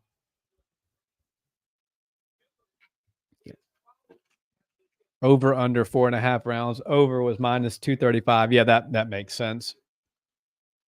Yeah. So this fight screamed all 25 minutes to me, but to be honest, I thought it was going to look more like this for a majority of it. I really did think Colby was going to be able to do some grappling. He wasn't allowed to do anything by Leon. Yeah, this is the most success Colby's had all fight. It's just far too late. Too little, too late. All right, crucifix. Yeah. No, you're not going to get it. Leon's still very good on the ground. He's shown us that he's basically allowing the ground stuff to take place. Yeah. Leon is. If I'm surprised by anything, it's Leon's willingness to grapple. Right. I mean, at this point, Colby's just got to do something if he wants to get his hand raised. He's got to finish him. He can't be going. Christian Olivares in the chat. What's up, my Barnhill brothers? What's up, man? Thanks for joining. Man, my prediction was way off on this one. And Mr. Raza said previously he was always an inch from the championship, but this is bad. Yeah. I mean, Colby, he's been at the top for a long time. And I mean, he had some really close fights with Usman. He's got some great wins on his record, but 170 is a different beast now when you've been out a year and a half and your last fight was Masvidal. It's just there's a new generation of fighters that are coming up. Yeah, and I'd say the pound for pound number one fighter is Islam Makhachev right now. Yeah. Leon Edwards is now knocking at that door, but I would say the pound for pound best division in the UFC and in all of MMA right now might be 170. Yeah, and I've seen a lot of good things with regards to takedown defense from Leon Edwards in this fight, and that really makes me wonder how easy Shavkat Rachmanov would be able to take him down. And we know for a fact that if Shavkat couldn't take Leon down, he could be in for a long night with Leon. Yeah. So if that's the fight they make next, then it ought to be quite interesting. 3, 2, 1. Colby ends the fight on top. But yeah, that was certainly not enough. Colby, insinuating that he won that fight. I don't even think Trump thinks Colby won that fight. Yeah. I don't even think Colby thinks he won that fight. But he's in character. As always. Yeah, that was just much too little, much too late. maybe 4 rounds to 1. Yeah. You know, I'm gonna go still all 5 rounds for Leon. Yeah, Sorry, I bet we you lost at the least feed one. here I bet you at least one ref maybe gave that final round to Colby. but maybe not. Beautiful kicks all day long. All in all, a really impressive performance by Leon. You know, not the signature head kick KO, but certainly showed a full gamut of skills, and I'm super impressed with his wrestling defense. Colby really had nothing for him in the grappling except for that last, 90 seconds or so. Look at that beautiful, beautiful stand up there, and then makes Colby pay for it with that awesome head kick. And then Leon getting a takedown of his own here. Look at that. Passing the legs. Mm-hmm. Credit to Leon. What do you guys in the chat think? We got 29 of you. Was that 5 rounds to none for Leon, or was that did Colby steal that last round? Beautiful. I got a clean sweep, I think. Zaid, please no more Colby championship fights. Yeah, I mean, that's it for Colby. He's not going to be fighting for a belt ever again. There's too many good people at 170. You have Shavkat, you have Bilal Muhammad, you have Sean Brady, by the way, who looks incredible against Kelvin Gastelum. He's back. Islam Makhachev. Yeah, who knows what's going to happen with Islam, but Conor McGregor. Leon Edwards is all but gotten his hand raised here, so Bruce Buffer about to call the scores out here, so we'll just take a listen and see what ultimately Leon Edwards should be getting the belt strapped around his waist here. Yeah, let's hear it. All 5 done. Judges call it. All 3 see it the same. 49-46 for Leon Edwards. Pop, pop, pop, pop, pop, pop. There you go, Leon Rocky Edwards. Yeah. Christian Olivares 4-1. You called it, Christian, right before Buff did. That was the right call. Yep.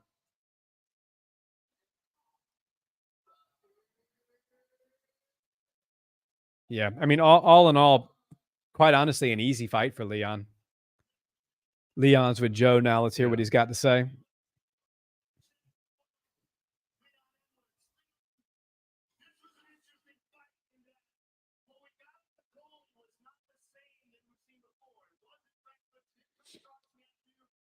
Joe saying Colby wasn't the same as before. Yeah, Colby's.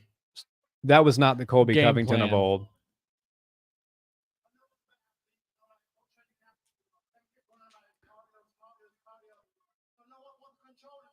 Yeah. Leon wanted to show that he was a better athlete and actually could match the cardio. And look, when you can fight at your pace and you can fight at a pace that you're comfortable with and a range, you can do it all day long, and you don't exhaust yourself with the strain or the stress of dealing with somebody else's game plan and putting their will on you. Leon literally doesn't look tired. Oh wow, look at Leon's coach is getting into it with the Covington camp there. Seems like the bad blood is still not over between camps Leon and Covington. Yep. Leon saying he was a better grappler and he outstruck him. Hard to argue that. I mean, aside from the end there, Colby, when he had a takedown, a little bit of.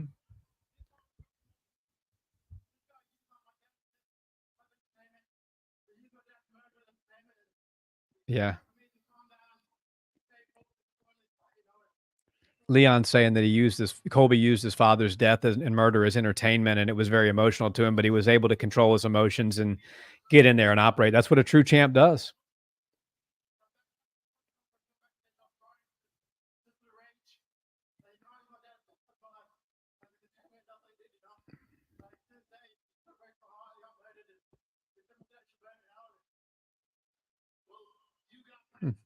Man, he's still fighting back tears, actually. Yeah. So it really did affect him, and people thought it was going to go one or two ways. He's going to try to kill him and go uncomposed. Man, he stayed composed all fight long, and then that's a true champ right there. That's a true champ.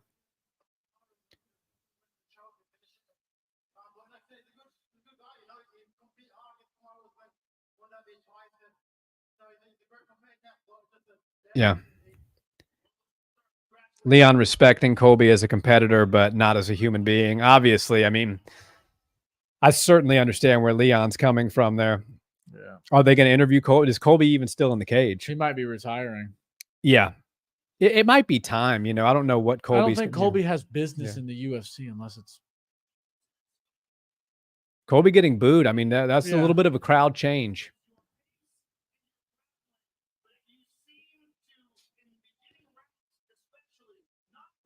But you know, Joe talking about Colby different. not. Ring rust, just like we called. He's shouting out all the military, first responders, police.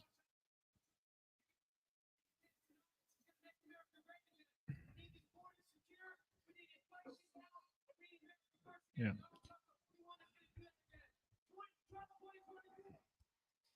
Colby shouting out his good friend, shouting out Trump and saying he had some ring rust. Yeah.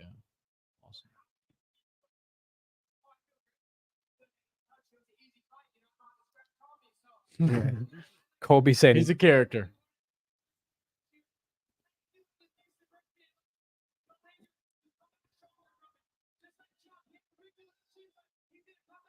So Colby saying he didn't feel like he got touched. He's ready to fight first quarter of next year. Yeah, it's crazy. Yeah. Maybe the Wonder Boy fight will happen. Maybe they make whoever they don't give the title, whether it be Shavkat or Bilal, the other one, the odd man out, fight Colby. I mean, that kind of on the same card. JD Jackson, why do the biggest fights always fall so flat?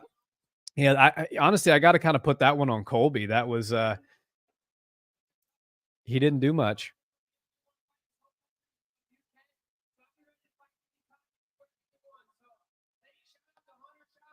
Yep. Colby saying he wants to fight. He's just a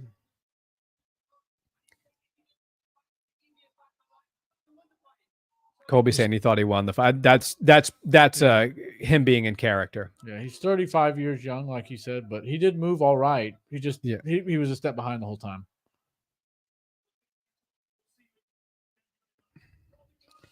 So Colby Covington, a delusional Colby. Yeah, Zaid, I agree with you that. I think that he's just he knows that he lost that fight. He was just playing the character. Yeah. Well, man, Nick, I guess that's it, huh? This has been fun. There's been a lot of fun. Yeah. I want to thank each and every one of you guys that hung out and watched the live, commented with us in the chat. We see some familiar faces. We see some new faces. Thank you all. We're going to be looking to really ramp things up in 2024. We're looking to take this channel to the next level. Y'all's support is what gets us there. Smash that like button. Smash that subscribe button if you haven't already. And we will see you in the next one. Yeah, thank y'all so much, for real. We'd be active for the rest of this year if there were more fights taking place. Who knows? Maybe we'll pop in for something that's not UFC, maybe a Ryzen, a ONE FC. Got a big boxing match next week. Yeah, so we'll pop in for something. We'll definitely be posting weekly videos still. Lives might take a little break until the UFC comes back, but either way, stay in the loop. And the best way to do that is by hitting the subscribe button and hit that notification bell so you never miss anything. Thank you all. Have a great night. Peace.